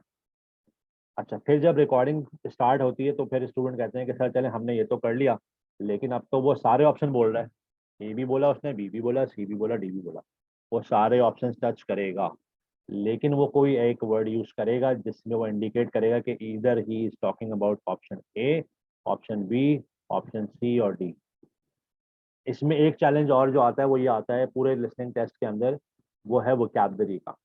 अगर आपकी वोकैबलरी वीक है तो आपको लिसनिंग और रीडिंग में काफ़ी प्रॉब्लम होगी, क्योंकि जो वर्ड्स क्वेश्चन में यूज़ हुए हैं वो रिकॉर्डिंग में यूज़ नहीं होंगे. उसकी जगह different words, different sentence structure use किया जाएगा. रीडिंग में भी ऐसा ही होगा, लिसनिंग में भी ऐसा ही होगा. तो इस चीज़ को आप लोगों ने जहन में रखना है कि हमेशा वर्ड्स डिफरेंट यूज़ होंगे. एमसीक्यूज के अंदर वो सारे ऑप्शंस को टच करेगा, लेकिन वो कोई एक वर्ड ज़रूर यूज़ करेगा जिससे आपको पता लग जाएगा कि ये ऑप्शन ABCD की बात. अब उन लोगों को अगेन एड्रेस कर लूँ जो लोग प्रैक्टिस कर रहे हैं और उन्हें किसी स्पेसिफिक पार्ट में प्रॉब्लम आ रही है. अगर लिसनिंग के किसी एक क्वेश्चन में प्रॉब्लम आ रही है तो आप कोशिश ये किया करें कि उस वाले सेक्शन को एक मरतबा दोबारा से अटेम्प्ट किया करें और उसकी रिकॉर्डिंग को दोबारा से सुना करें कि मैं कहाँ मिस्टेक कर रहा हूँ. क्या ये मेरी मिस्टेक वोकैबलरी की वजह से, क्या मैं एक्सेंट पिक नहीं कर पा रहा, या मैं उसकी उसकी फ्लुएंसी पिक नहीं कर पा रहा. तो अगर इनमें से कोई चीज़, इसका मतलब है कि आपने या तो वोकैबलरी इंप्रूव करनी है, या आपने अपनी जो एक्सेंट को पिक करने वाली चीज़ है उसको इम्प्रूव करना है, या आपने फ्लुएंसी को पिक करना है. तो उसके लिए अगेन आपको करना ये पड़ेगा कि आपको ज़्यादा इंग्लिश को सुनना पड़ेगा अदर देन आइल्स. तो बहुत सारे टेस्ट कर लेना is sometimes not the solution. आपको टेस्ट के अलावा जनरल, आप टेड टॉक पे जाएं, टेड टॉक सुने, और यूट्यूब पे सुनने का तरीका ये है कि आप पहले एक वीडियो निकालें, लेट से 5 मिनट्स की आपने कोई वीडियो प्ले की, या अगर आधे घंटे की भी है तो 5 मिनट उसमें से आप निकाल लें और 5 मिनट आप सुने पहले बगैर सबटाइटल्स के, बगैर कैप्शन के। 5 मिनट की रिकॉर्डिंग खत्म हो, उसको आप रीप्ले करें और फिर आप टर्न ऑन करें कैप्शन, सबटाइटल्स, और फिर आप देखें कि आपने क्या क्या मिस किया और क्यों मिस किया, तो जिस वजह से वो मिस हो रहा है उस वीकनेस पे काम करें। नए वर्ड्स मिल रहे हैं उनको नोट डाउन करें एंड यूज दोज वर्ड्स। तो इस तरह से आपकी वोकैबुलरी बिल्डिंग होगी। तो sometimes doing a lot of test is not the answer, instead working on your weakness is the answer. ठीक है, और कोई क्वेश्चन हो किसी का before we move on to the reading? Sir बस एक और क्वेश्चन सर, इस एक क्वेश्चन जो होता है उसमें ट्रू फॉल्स नॉट गिवन और यस नो नॉट गिवन, वो तो रीडिंग थोड़े में से आएंगे ट्रिकी। हम, हाँ हम रीडिंग पर आएंगे, वो रीडिंग पर आएंगे। जी जी। ठीक। और कोई लिसनिंग से रिलेटेड कोई कोई क्वेश्चन किसी का? जी आप लोग सवाल पूछें, जैसा भी सवाल हो, ये ना समझें कि अगर हम उन लोगों के सामने सवाल पूछेंगे जो प्रैक्टिस कर रहे हैं वो मजाक उड़ाएंगे, ऐसा नहीं है। किसी टाइम पे उन्हें भी बहुत सारी चीज़ें नहीं पता थी और ग्रेजुअली उन्होंने खुद मिस्टेक्स करके चीज़ें सीखी होंगी। सो अगर कोई भी किसी भी किस्म का सवाल है, अगर आप रोमन में भी लिख देंगे तो मुझे कोई मसला नहीं है। I am here actually to answer your question. तो किसी भी तरह कोई भी सवाल है, कोई चीज़ नहीं समझ आ रही, so please write in the chat or turn on your mic and speak. I would really appreciate it. चलें जी, रीडिंग की तरफ चलते हैं। रीडिंग का टेस्ट जो होता है 60 मिनट्स का होता है। इसमें 3 सेक्शंस होते हैं और अगेन 40 क्वेश्चंस होते हैं। आई बिलीव जितने लोग हैं यहाँ पे वो मेजॉरिटी जो है वो एकेडमिक देगी और जनरल ट्रेनिंग वाले भी कुछ लोग होंगे। तो मैं बताता चलूँ कि जो एकेडमिक रीडिंग है as compare to general reading वो थोड़ी ज़्यादा चैलेंजिंग होती है। एंड द रीज़न इज़ कि उसमें जो टेक्स्ट होता है वो ज़्यादा होता है एंड जो टॉपिक्स होते हैं वो एकेडमिक नेचर के होते हैं। जनरल ट्रेनिंग के टेस्ट में जनरल नेचर के होते हैं, उनमें टेक्स्ट कम होता है। तो comparatively general reading is easier. Pattern एक ही होता है, टाइप ऑफ क्वेश्चन सिमिलर होते हैं, टाइम सेम होता है। रीडिंग के अंदर भी आपको आंसर शीट मिलती है लेकिन आपको आंसर ट्रांसफर करने का टाइम नहीं मिलता। तो उसका हैक ये है, अगर आप कंप्यूटर डिलीवर्ड दे रहे हैं, कंप्यूटर बेस्ड दे रहे हैं तो कोई मसला नहीं है, आपके आंसर्स ऑटोमेटिकली सेव होते हैं लिसनिंग में भी, रीडिंग के अंदर भी। लेकिन अगर आप पेन एंड पेपर दे रहे हैं तो 60 मिनट्स के अंदर आपने आंसर ट्रांसफर भी करने हैं। इसमें स्टूडेंट्स गलती ये करते हैं कि वो कोशिश करते हैं कि मैं पूरा टेस्ट करके आंसर ट्रांसफर करूंगा, और अगर टाइम खत्म हो जाता है तो फिर आप आंसर ट्रांसफर नहीं कर पाते। तो पूरा टेस्ट करके भी अगर आप मिस कर जाते हैं तो व्हाट इज़ द यूज़। तो उसका तरीका ये है कि जब आप सेक्शन 1 कर लें तो transfer answers of section 1, when you do section 2 answer transfer answers for section 2 and same goes with section 2। इस तरह से यू कैन डू दिस। अच्छा, ये रीडिंग के क्वेश्चन टाइप्स हैं, मैचिंग हेडिंग्स हैं, जिसमें भी मैचिंग फीचर्स होता है, इंफॉर्मेशन होता है, ट्रू फॉल्स नॉट गिवन जिसकी अभी बात हुई, और इसी तरह से येस नो नॉट गिवन होता है। फिर कुछ सिलेक्शंस होती हैं इसमें, एमसीक्यूज इसमें भी होते हैं, सेंटेंस कंप्लीशन, समरी कंप्लीशन और शॉर्ट आंसर क्वेश्चन है। जो ज़्यादा चैलेंजिंग पार्ट होता है रीडिंग के अंदर क्वेश्चन का वो मैचिंग हेडिंग्स और ट्रू फॉल्स नॉट गिवन होता है। इसमें लोग ज़्यादातर गलती करते हैं। अच्छा, इसको ज़रा आप लोग पढ़ लें। ये चीज़ें मैं एक्चुअली बता चुका हूँ अभी डिस्क्रिप्शन के अंदर। ये पढ़ लें, अगर इसमें से कोई क्वेश्चन हो मैं उसको आखिर में डिस्कस करूँगा, जो टाइप ऑफ क्वेश्चन हैं और उनको कैसे टैकल करना चाहिए।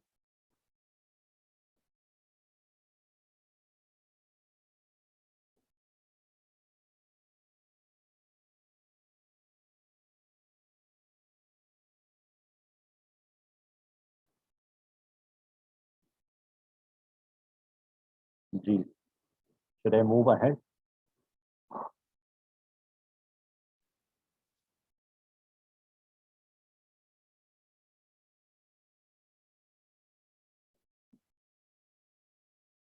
जी, should I stay or should I move ahead?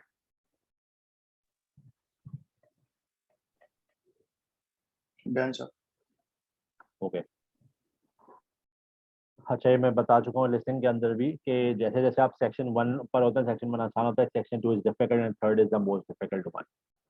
Her question का 1 मार्क होता है, रॉन्ग आंसर्स का कोई नेगेटिव मार्किंग नहीं होती। स्पेलिंग इंपॉर्टेंट होती है, और आप ब्रिटिश या अमेरिकन स्पेलिंग दोनों एक्सेप्टेबल होती हैं। अगर आप COLOUR लिख रहे हैं या आप COLOR लिख रहे हैं that is both are acceptable, दोनों इंग्लिश ही की स्पेलिंग्स हैं। लेकिन कोशिश ये करनी चाहिए कि कंसिस्टेंसी है। कंसिस्टेंसी का मतलब ये है कि अगर ब्रिटिश फॉलो कर रहे हैं तो फिर ब्रिटिश ही फॉलो करें, अगर अमेरिकन यूज़ कर रहे हैं तो फिर अमेरिकन ही यूज़ करें, मिक्सचर ना हो। अच्छा जी, challenges of reading. Time is a very big challenge. अगर आपकी प्रैक्टिस अच्छी है, अगर आप नहीं परेशान होते इसमें ज़्यादा, तो मैं आपको ये बता दूं कि मेरे स्टूडेंट्स रीडिंग का टेस्ट 50 मिनट्स में कर लेते। 50 मिनट्स में मेरे मोस्टली स्टूडेंट्स रीडिंग का टेस्ट कर लेते हैं विद ट्रांसफरिंग देयर आंसर्स। तो time is a challenge, yes I agree, but you can overcome it. Topics unfamiliar होते हैं। अच्छा, अगेन मैं बता दूं, चाहे लिसनिंग हो, रीडिंग हो, राइटिंग हो, स्पीकिंग हो, your knowledge, your IQ is not being checked. जो भी क्वेश्चन है, जो भी इंफॉर्मेशन है, वो रीडिंग हो या लिसनिंग हो, उसका आंसर उसी के अंदर है। ऐसा नहीं होगा कि आपसे कोई ऐसा सवाल पूछा जाएगा कि लेट्स से, कि आपसे ये नहीं पूछा जाएगा कि एफिल टावर किसने बनाया था। This is not a general knowledge question. हाँ, अगर ये पूछ सवाल है तो उसका जवाब टेक्स्ट के अंदर मौजूद होगा। कोई ऐसा सवाल का जवाब नहीं होगा जो अगर टेक्स्ट में मौजूद ना हो। ठीक है। Unusual question type such as labelling a flow chart, incorrect spelling and grammar are penalised. ये हमें पता है, writing more than required word is penalised. तो ये पहले ही बताया था कि अगर आपको वर्ड लिमिट दी हुई है no more than 2 words, no more than 3 words, उससे ज़्यादा लिखेंगे, कम लिखेंगे तो कोई मसला नहीं है, ज़्यादा लिखेंगे तो यू विल लूज मार्क्स। अच्छा जी, अब आ जाते हैं जो सवाल मुझसे पूछा गया था शुरू में। चले पहले ट्रू फॉल्स नॉट गिवन या यस नो नॉट गिवन को आंसर करने से पहले लेट मी आस्क कि स्ट्रैटेजी आपकी क्या होती है जब आप मैचिंग हेडिंग्स करते हैं। मैचिंग हेडिंग की क्या स्ट्रैटेजी, जो लोग प्रैक्टिस कर रहे हैं वो ज़रा बता दें कि वो क्या स्ट्रैटेजी यूज करते हैं मैचिंग हेडिंग्स के लिए।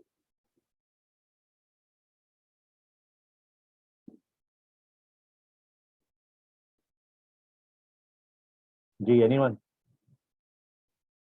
मैचिंग हेडिंग्स के लिए what strategy do you use?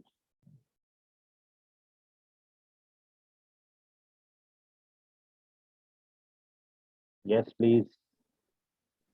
Sir, the basic one which I am using right now, it's like कि मैं starting में जो है skimming कर लेता हूँ जो passage की है, और उसके हिसाब से जो है ना वो headings predict करके, और complete नहीं कर सकता क्योंकि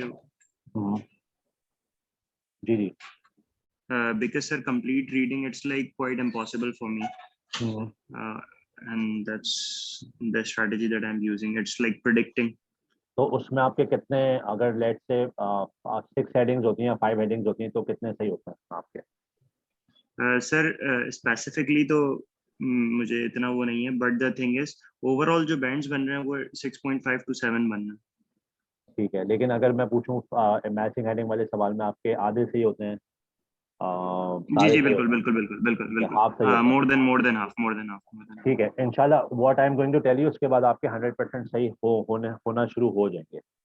देखिए, मैचिंग हेडिंग में आपने करना ये है कि आपके पास जब आप क्वेश्चन पर आते हैं तो आपके पास लिस्ट ऑफ हेडिंग्स होती हैं।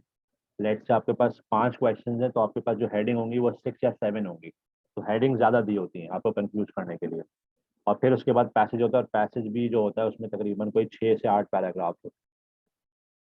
एक आंसर आपको सॉल्व करके दिखाया होता है कि इस तरह से आपने इसको सॉल्व करना है। तो वो पैसेज आप छोड़ भी सकते हैं, लेकिन समटाइम्स इंस्ट्रक्शन में लिखा होता है कि ये पैसेज भी इंक्लूडेड है, लेकिन समटाइम्स मेंशन होता है कि ये पैसेज इंक्लूड नहीं है। तो अगर वो नहीं है तो अच्छी बात है, आपका टाइम सेव होगा, लेकिन अगर है तो आप क्या कर सकते हैं, तो पहले तो आप उसको छोड़ दें, उसको आप रीड ना करें। जब आपको कोई नहीं मिल रहा हो तो फिर आप जा सकते हैं उस पैराग्राफ के लिए। तो strategy for matching heading is कि अगेन आपके पास टाइम नहीं है कि आप पूरा पैराग्राफ, हर पैराग्राफ, आपको 8 पैराग्राफ दिए हुए हैं, आपने 5 सवाल करने हैं, आप 8 पैराग्राफ पढ़ें। That is quite not possible. So what you need to do is, आपका पैराग्राफ ए है तो पैराग्राफ ए का आप फर्स्ट सेंटेंस पढ़ें और पैराग्राफ ए का लास्ट सेंटेंस पढ़ें। सेंटेंस का मतलब है sentence is counted with full stop. तो जहाँ पहला फुल स्टॉप आ रहा है वो सेंटेंस, और जहाँ आखिरी फुल स्टॉप आ रहा है वो वाला सेंटेंस आप पढ़ लें। और वो पढ़ के आप देखें कि इस पैराग्राफ को अगर मुझे कोई हेडिंग देनी हो, अपनी हेडिंग, वो मैं क्या दूंगा।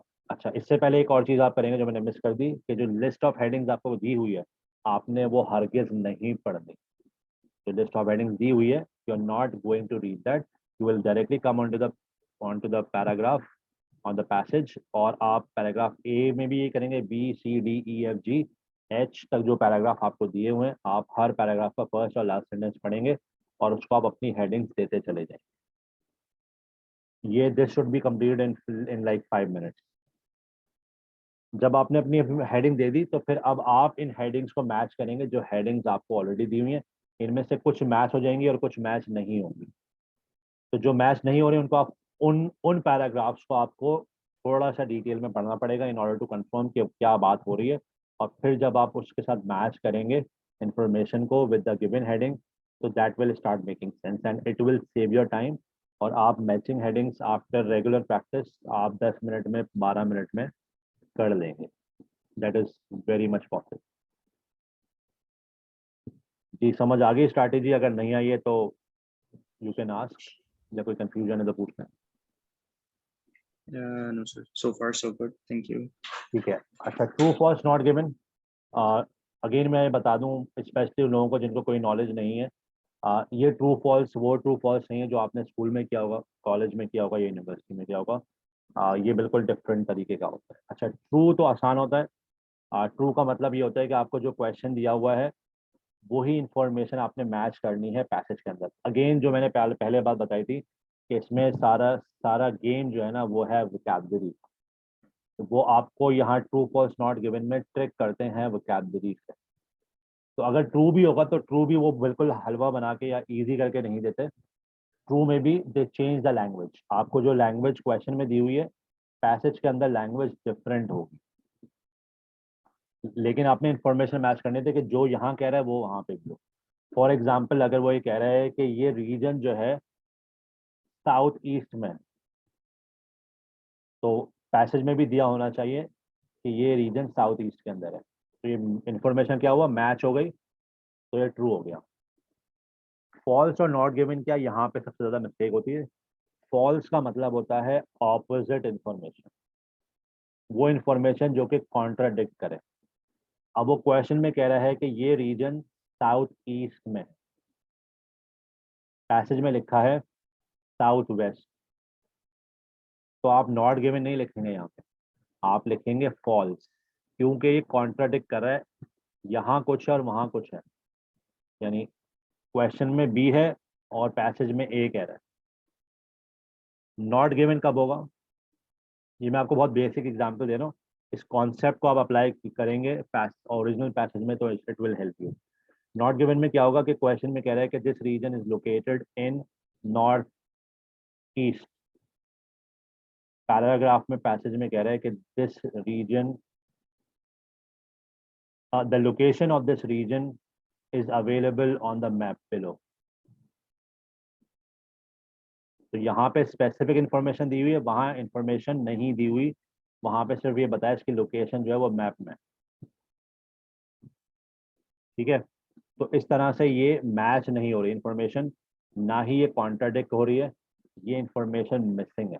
नॉर्थ ईस्ट नहीं दिया हो, लोकेशन की बात हो रही है, मैप आ गया, लेकिन इंफॉर्मेशन ना मैच हो रही है ना कॉन्ट्राडिक्ट कर रही है, ये नॉट गिवन। जब ये कॉन्सेप्ट जहन में रख के आप प्रैक्टिस करेंगे तो इंशाल्लाह आपके ट्रू फॉल्स नॉट गिवन भी 100% सही हो जाते हैं। और अगेन इसमें भी एमसीक्यूज में सेम स्ट्रैटेजी है कि आपने क्वेश्चन पढ़ना है और एमसीक्यूज के जो ऑप्शंस हैं उनको आपने बाद में देखना है। आपने इंफॉर्मेशन कीवर्ड्स हाईलाइट करके आपने जाना है पैसेज में, और पैसेज में तलाश करना है इंफॉर्मेशन कहाँ दी हुई है। जैसे ही आपको उसके मिलता जुलता मिले तो फिर आप आके ABCD में देखें कि कौन सा वाला है। तो एमसीक्यूज भी आपके 100% ठीक हो सकते हैं। I had a student who scored 9 out of 9 bands in reading, so that is very much possible।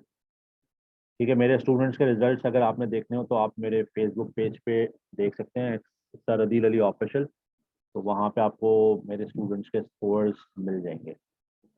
Okay.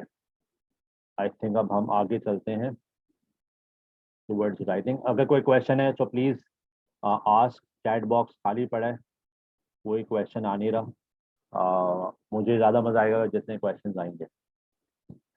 अच्छा जी, राइटिंग में 2 टास्क होते हैं हमारे पास, टास्क 1 टास्क 2। राइटिंग में अगेन जब आज चाहे आप कंप्यूटर डिलीवर दे रहे हैं या आप दे रहे हैं पेन एंड पेपर, आपको टास्क 1 टास्क 2 दोनों दे दिए जाते हैं और आपके पास कंप्लीट एलोकेटेड टाइम 60 मिनट्स होते हैं। अब आपके ऊपर है कि आप टास्क 1 पहले करना चाहें या टास्क 2 करना चाहें। एकेडमिक राइटिंग में टास्क 1 और टास्क 1 में डिफरेंस होता है एकेडमिक और जनरल में। एकेडमिक में टास्क 1 में रिपोर्ट राइटिंग आती है और जनरल में लेटर राइटिंग आती है। लेटर जो है वो 2 तरह का होता है, फॉर्मल और इनफॉर्मल, जबकि रिपोर्ट राइटिंग में डिफरेंट इंफॉर्मेशन दी होती है, जिसमें डायग्राम्स हो सकती हैं, पैराग्राफ हो सकते हैं, पाई चार्ट हो सकता है, जिसको आपने प्रेजेंट करना होता है। उस पर आपने 150 वर्ड लिखने होते हैं और टास्क 2 में आपको मिनिमम 250 वर्ड्स लिखने होते हैं। ठीक है, तो तकरीबन जो टास्क 1 को आप एलोकेट कर सकते हैं टाइम वो 20 मिनट्स है और टास्क 2 को आप 40 मिनट्स दे सकते हैं। इस 20 मिनट्स का मतलब है कि you should be completing your task 1 in 15 minutes and you should have 5 minutes to recheck your work. Rechecking work is as important as writing. A lot of students make this error that they do not check their work after their writing and which costs them their test. तो आपने habit बनानी है कि आपने अपनी गलतियां खुद निकालनी हैं, तो अपने काम को खुद रिव्यू करें। और जो ऐसे है उसमें 40 मिनट्स होते हैं। 40 मिनट्स का मतलब है कि आपने, और ऐसे आपको 250 से 300 वर्ड्स के दरमियान लिखना होता है, जो कि आप 30 मिनट्स में लिख सकते हैं। And you should spare 10 minutes to check your work. Again ये इन्फॉर्मेशन मैंने बता दी है, इसको आप गो थ्रू कर लें, then we will move forward.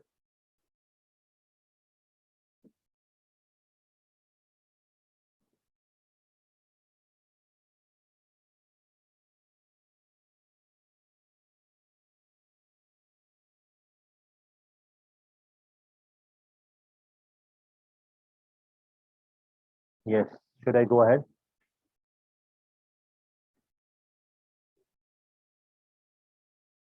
Yes, sir. Move on.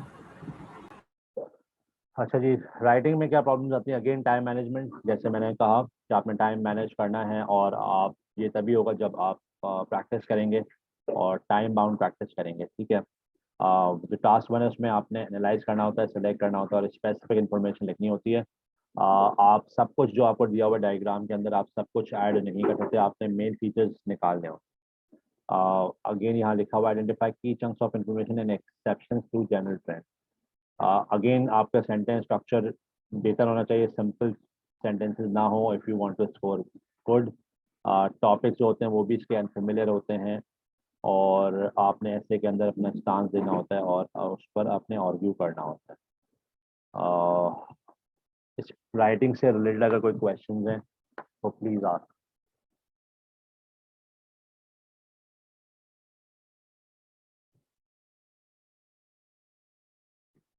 Ji, writing में किसी को भी प्रॉब्लम सर एक क्वेश्चन है, वो ये है कि सर नॉर्मली जी जी सर बहुत सारी वीडियोस ऐसी हैं यूट्यूब वगैरह पर जिसमें वो एक फॉर्मेट ड्रिवन राइटिंग जो है वो से प्रेफर कर रहे होते हैं जी जी to get the desired band score. Hmm so is there any strategy like hmm. कि जिसे हम फॉलो करें? अच्छा, देखें, एक बात याद रखें, आइल्स टेस्ट में चाहे वो राइटिंग हो या स्पीकिंग हो, अगर आप रटी हुई चीज़ लिखेंगे, ठीक है, तो एग्जामिनर को आइडिया हो जाएगा। मिसाल के तौर पे बहुत सारे यूट्यूब के ऊपर या इंटरनेट पे ऐसे होते हैं जिसमें इंट्रोडक्शन में लिखा होता है this essay will discuss the advantages and disadvantages of this phenomena this trend. This essay will discuss possible solutions of the given problem. इस तरह की चीज़ें आपने पढ़ी होंगी, सुनी होंगी। मैं सही कह रहा हूँ, गलत कह रहा हूँ? सही कह रहे हैं सर, ऐसे ही।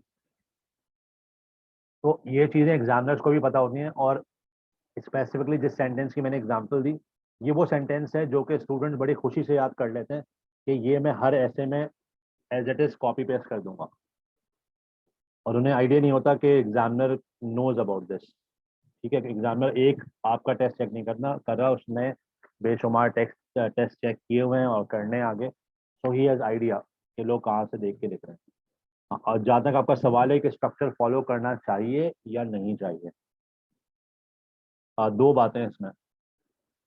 एक बात यह है कि क्या स्ट्रक्चर फॉलो करने से ही नंबर आते हैं या करने से ही बैंड आते हैं, ऐसा ज़रूरी नहीं है। ठीक है, मेरे पास ऐसे एग्जांपल्स भी हैं जहाँ पे कैंडिडेट ने कोई स्ट्रक्चर फॉलो नहीं किया but the candidate scored more than 7 bands in writing. अच्छा, उसकी वजह क्या है? उसकी वजह यह है कि आइल्स का जो राइटिंग क्राइटेरिया है उसमें 4 चीज़ें हैं: task achievement, coherence cohesion, language में lexical resources and grammatical range and accuracy. High scores के लिए आपकी यूजुअली ये चारों चीज़ें अच्छी होनी चाहिए। सम कैंडिडेट्स का क्या होता है कि उनकी लैंग्वेज बहुत अच्छी होती है, तो अगर वो स्ट्रक्चर फॉलो नहीं भी करते तो लैंग्वेज की वजह से, अगर उनका लैंग्वेज में लेट से उन्हें मिलता है वोकैबुलरी में और ग्रामर में 8 स्कोर, बाकियों में उनको मिलता है 7 एंड 7, तो वो अकोमुलेट होके 7.5 उन्हें मिल जाएगा। ठीक है, तो इसमें आपने ये देखना होता है कि आपका वीक एरिया और आपका स्ट्रॉन्ग एरिया क्या है। स्ट्रक्चर का फायदा क्या है? स्ट्रक्चर का फायदा ये है कि आपको, आपके लिए टाइम मैनेजमेंट और आपके लिए ऑर्गेनाइज करना आसान हो जाता है। आपको पता होता है कि अग्री डिसअग्री आया है तो मैंने इंट्रो ऐसे लिखना है, मैंने बॉडी इस तरह से लिखनी है और मैंने कंक्लूजन ऐसे लिखना है। डिस्कस बोथ व्यूज आया है तो मैंने इंट्रो इस तरह से लिखना है, बॉडी ऐसे लिखनी है और कंक्लूजन इस तरह से लिखना है। So that helps you keep more organise, और आपके जो कोहेरेंस और कोहेजन के मार्क्स हैं वो हायर साइड पे जाने के चांसेस ज़्यादा होते हैं। आपका ऐसे ज़्यादा स्ट्रक्चर्ड होता है, हर चीज़ अपनी जगह पे होती है। तो मैं रिकमेंड करता हूँ कि ऐसे का फॉर्मेट बिल्कुल फॉलो करें, लेकिन ऐसे के अंदर जो आप लैंग्वेज यूज कर रहे हैं वो रटी हुई नहीं होनी चाहिए, रटे हुए सेंटेंसेस नहीं होने चाहिए।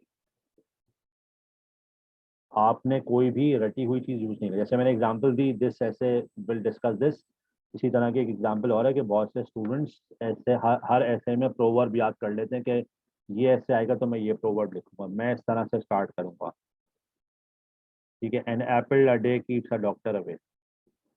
अच्छा, तो अब सवाल ये आता है कि भाई हम लिख तो इंग्लिश ही रहे ना, एग्जामिनर को क्या मसला है या आइल्स को क्या मसला है कि ये मैंने an apple a day keeps the doctor away मैंने लिख दिया, हेल्थ के ऊपर मैं ऐसे लिखा, तो क्या मसला है इसमें? इंग्लिश ही तो लिखती है।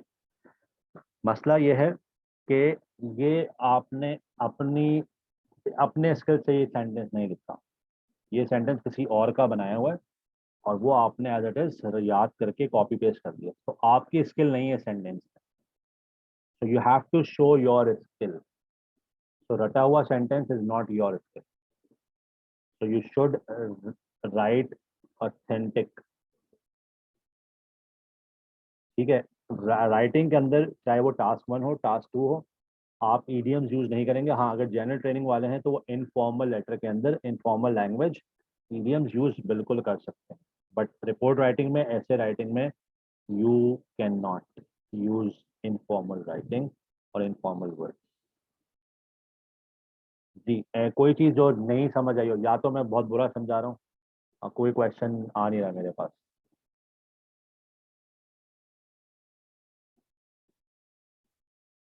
जी, एनीबडी? No sir. ओके, नहीं सेटल गेट सब समझ आ रहा ठीक है, चलें, आई होप। अच्छा जी, स्पीकिंग टेस्ट जो है इट्स यूजुअली ऑफ 15 मिनट्स, अगर बहुत हुआ तो 20 मिनट्स, बट 15 मिनट्स में यूजुअली होता है, हो जाता है, और अब 15 मिनट के बाद आप you are out of the room. Speaking में 3 पार्ट्स होते हैं। It's face to face interview. अभी मैं आपको लोगों को बता दूं कि बिकॉज ऑफ कोविड और वैसे भी before Covid it is already in the plan कि आने वाले कुछ वक्तों में, I don't know next year और दिस ईयर और व्हेन, जो कंप्यूटर डिलीवर टेस्ट हो रहा है उसका स्पीकिंग भी ऑनलाइन हो जाएगा। बट वो कब होगा, right now I don't have the information, but Cambridge is working on this. and it will happen soon in the future. Okay, तो टेस्ट जो यूजुअली होता है वो फेस टू फेस ही होता है अभी तक, और कैंडिडेट्स जो हैं वो अपनी इंग्लिश पर इनको असेस किया जाता है। इसमें 3 पार्ट्स हैं। आपने पहले पार्ट में शॉर्ट आंसर्स देने होते हैं, फिर आपने 2 मिनट तक बोलना होता है, और थर्ड पार्ट में आपकी एग्जामिनर से इंटरेक्शन होती है। इंटरेक्शन का मतलब ये कि एग्जामिनर सवाल करेगा और आपने उस पर बात करनी होगी।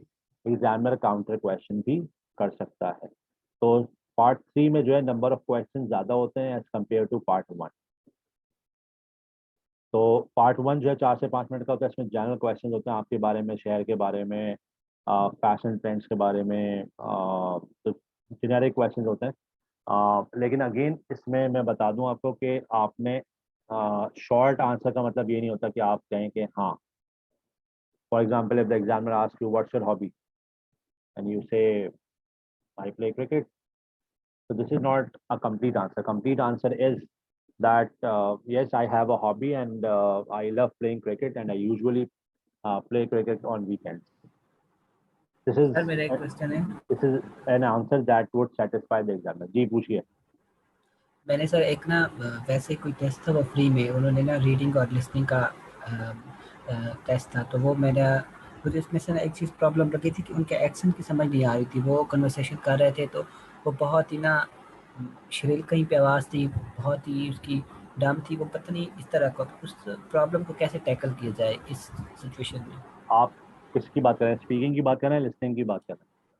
सर बेसिकली ये दोनों उसमें ही आएगा ना, क्योंकि जहाँ पे हम लिसन कर रहे हैं, यहाँ पे स्पीक बोल रहे हैं, तो बोलने में भी हमें अगले बंदे की बात समझनी है, तब उसको रिस्पॉन्स देना है ना, तो जी वो जी। दोनों के अंदर ये चीज़ आती है। तो आप जो मुझे एग्जाम्पल दे रहे हैं वो एक्चुअल टेस्ट की दे रहे हैं या आपने कोई वीडियो देखी थी?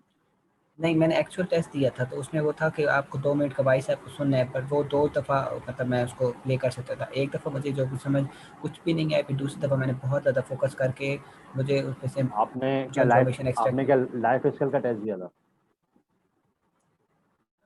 सर वो मुझे कोई टेस्ट नहीं था वो यार, बट वो एक वेबसाइट थी, उन्होंने फ्री ऑफर किया था, तो मैंने वैसे ही आधे घंटे का था, मैंने ले लिया था अच्छा टेस्ट। अच्छा अच्छा। तो बेसिकली आप लिसनिंग की बात करें, क्योंकि स्पीकिंग आइल्स में इस तरह से नहीं होता कि आप ऑडियो सुने और फिर आप बोलें। या तो वो कोई और सा टेस्ट है, पीटी वगैरह हो सकता है। आइल्स के अंदर इस तरह से नहीं होता कि आप सुने और फिर सुन के आप बोलें। अगेन अगर आपको एक्सेंट समझ नहीं आ रहा तो उसका उसका उसका कोई और हल नहीं है। उसका हल यही है कि आपको यूज टू होना पड़ेगा, आपको इंग्लिश को ज़्यादा टाइम देना पड़ेगा, आपको इंग्लिश ज़्यादा सुननी पड़ेगी। तो the more you spend time with English, तो आपके लिए एक्सेंट को पकड़ना थोड़ा आसान होगा। सर इसका ना मैंने देखा बहुत सारा फ़र्क लगा है मुझे ना, डॉक्यूमेंट्रीज फेसबुक पे इंग्लिश में जो भी होती है मैंने देखता हूँ काफ़ी उसके साथ। गवर्नमेंट स्टूडियोज़ की इनकी काफ़ी सारी वीडियोज़ आती हैं, उनकी इंग्लिश इतनी क्लियर होती है कि मैं ना उनका एक्सेंट भी थोड़ा बहुत कभी-कभी पकड़ जाता हूँ।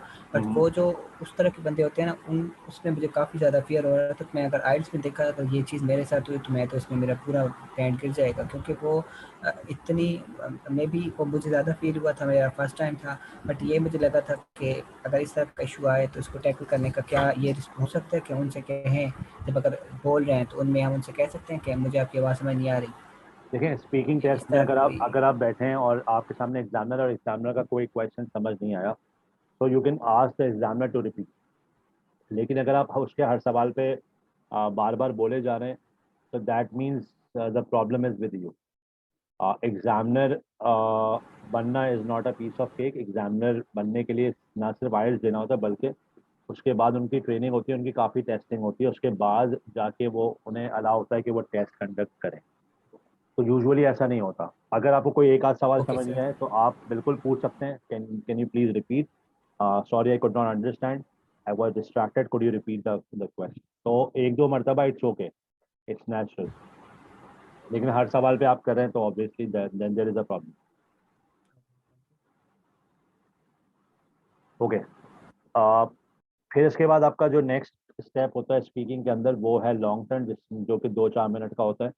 इसमें आपको एक कार्ड दिया जाता है और 1 मिनट आपके पास होता है तैयारी करने के लिए। तो आपका 1 मिनट शुरू हो जाता है जब एग्जामिनर आपको कार्ड पकड़ाता है, और जब आपके हाथ में कार्ड आ जाता है आपने टॉपिक पढ़ना शुरू करता है, आपका टाइम शुरू हो जाता है। इस 60 सेकेंड्स को यूज करना आना चाहिए। इस 60 सेकेंड्स के अंदर आपके पास पेन एंड पेपर होगा। उस पेन एंड पेपर पे आप पॉइंट्स बना सकते हैं, आपके पास इतना ज़्यादा टाइम नहीं होता। 1 मिनट जैसे ही खत्म होगा आपका, एग्जामिनर आपको कहेगा कि चलें जी अब बोलना शुरू करें। तो 2 मिनट तक आपने उस टॉपिक पे बोलना होता है। एग्जामिनर के हाथ में कि वो आपको 2 मिनट से पहले रोक सकता है और एग्जामिनर आपको बता देता है। तो अगेन इसकी प्रैक्टिस बहुत ज़रूरी है। आपने टाइमर लगा के अपने आप को रिकॉर्ड करना चाहिए और अपने आप को सुनना चाहिए ताकि आप किसी किस्म की कोई मिस्टेक ना करें। उसके बाद उसी टॉपिक से रिलेटेड कोई काउंटर क्वेश्चन भी हो सकता है और फिर थर्ड पार्ट शुरू हो जाता है जिसमें कि तो जो कि तकरीबन 4 से 5 मिनट का होता है मजीद, जिसमें मजीद कोई 8 से 10 शॉर्ट क्वेश्चन होते हैं और ये क्वेश्चन जो होते हैं वो पार्ट 1 से मुख्तलिफ होते हैं। इनका ताल्लुक जो है वो टॉपिक कार्ड से होता है। और मिसाल के तौर पर अगर आपका टॉपिक जो है वो एजुकेशन से रिलेटेड था तो एजुकेशन से रिलेटेड सवाल होंगे। अगर आपका टॉपिक लेजर टाइम एक्टिविटी से था तो लेजर टाइम एक्टिविटी से होगा। लेकिन इन टॉपिक्स में ज़्यादातर आपका ओपिनियन पूछा जाता है। पास्ट के बारे में पूछा जाता है कि पास्ट में लोग क्या क्या क्या किया करते थे, क्या आपको लगता है, do you think that the education system is now is better or that or the one that was in the past? What's your opinion on how we can improve the education system of your country? तो इस तरह के generic question होंगे जिसमें आपके शहर के बारे में, मुल्क के बारे में या दुनिया के बारे में आपका ओपिनियन या कंपैरिजन लिया जा सकता है। अगेन स्पीकिंग के अंदर 4 क्राइटेरियाज हैं। Fluency, fluency does not mean speaking fast. ठीक है, ये सारे लोग ध्यान में रखें कि फ्लुएंसी का मतलब ये नहीं होता कि आपने बहुत तेज बोलना है। आपने नेचुरल फ्लो में बोलना है, जिस तरह से आप उर्दू या अपनी मदर टंग आप बोलते हैं नेचुरल फ्लो के साथ। इसमें पॉजेज भी होते हैं, स्ट्रेसेस भी होते हैं।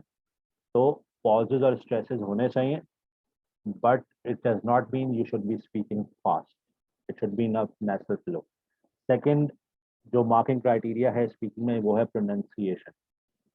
Pronunciation does not mean that you should have an accent. Pronunciation means that your words should be clear, they should be easy to understand. So if you are trying to make an accent, it's not necessary. Your words should be clear to understand.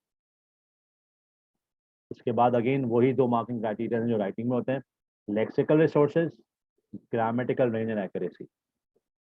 तो आपने vocabulary की variety कितनी अच्छी use की है, आपकी grammar ठीक थी, और आपने ग्रामेटिकल स्ट्रक्चर में भी आपकी क्या वैरायटी थी। क्या आपने हर बात जो है वो सिर्फ एक ही टेंस यूज़ करके की है या आपने उसमें वैरायटी यूज़ की है या नहीं की है। तो उससे भी आपके मार्क्स वेरी करते हैं।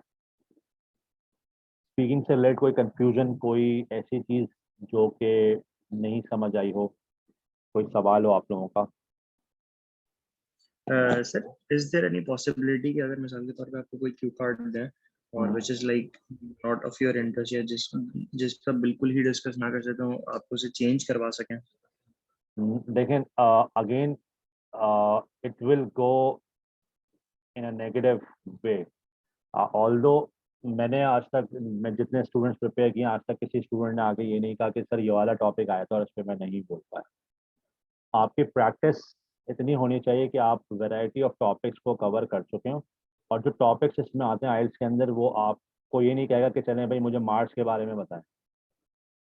स्पेस एक्सप्लोरेशन के बारे में ज़रूर हो सकता है कोई टॉपिक, लेकिन ऐसा नहीं होगा कि कोई ऐसा टॉपिक हो टेक्निकल जिस पे आप ना बोल सकें। Normally topics are of related of general knowledge भी नहीं बल्कि लाइव टॉपिक्स होते हैं। तो आपके पास बेशुमार मटेरियल अवेलेबल है वेबसाइट्स पे, कैम्ब्रिज का अपना मटेरियल है। तो अगर आप उससे भी प्रैक्टिस कर लेते हैं तो आई डोंट थिंक सो कि आपको कोई प्रॉब्लम होगी। और अक्सर होता ऐसा है कि जब स्टूडेंट्स मेरे स्टूडेंट स्पीकिंग देकर आते हैं तो उनमें कुछ ना कुछ कोई ना कोई एक चीज़ ज़रूर आती है ऐसी जो कि वो मुझे कहते हैं कि सर ये इस तरह का क्वेश्चन तो हमने किए थे। तो ज़्यादातर ऐसा होता है, 90% टाइम्स या 80% टाइम्स में कह सकता हूँ ऐसा होता है। तो आपकी प्रैक्टिस होनी चाहिए वैरायटी ऑफ टॉपिक्स के ऊपर। सेम सवाल मेरे पास राइटिंग के बारे में भी आता है कि सर कोई ऐसे टॉपिक आ गया जो कि जिस पे मुझे लिखना ही नहीं आता या जिस पे मेरे पास इंफॉर्मेशन नहीं है। तो उनको ये कहता हूँ कि इसका मतलब है आपकी प्रैक्टिस कम है। अगर ऐसा है तो अगर आप वैरायटी ऑफ टॉपिक्स पे प्रैक्टिस करेंगे तो इंशाल्लाह आपको कभी प्रॉब्लम नहीं आएगी। जी, और कोई सवाल हो किसी का?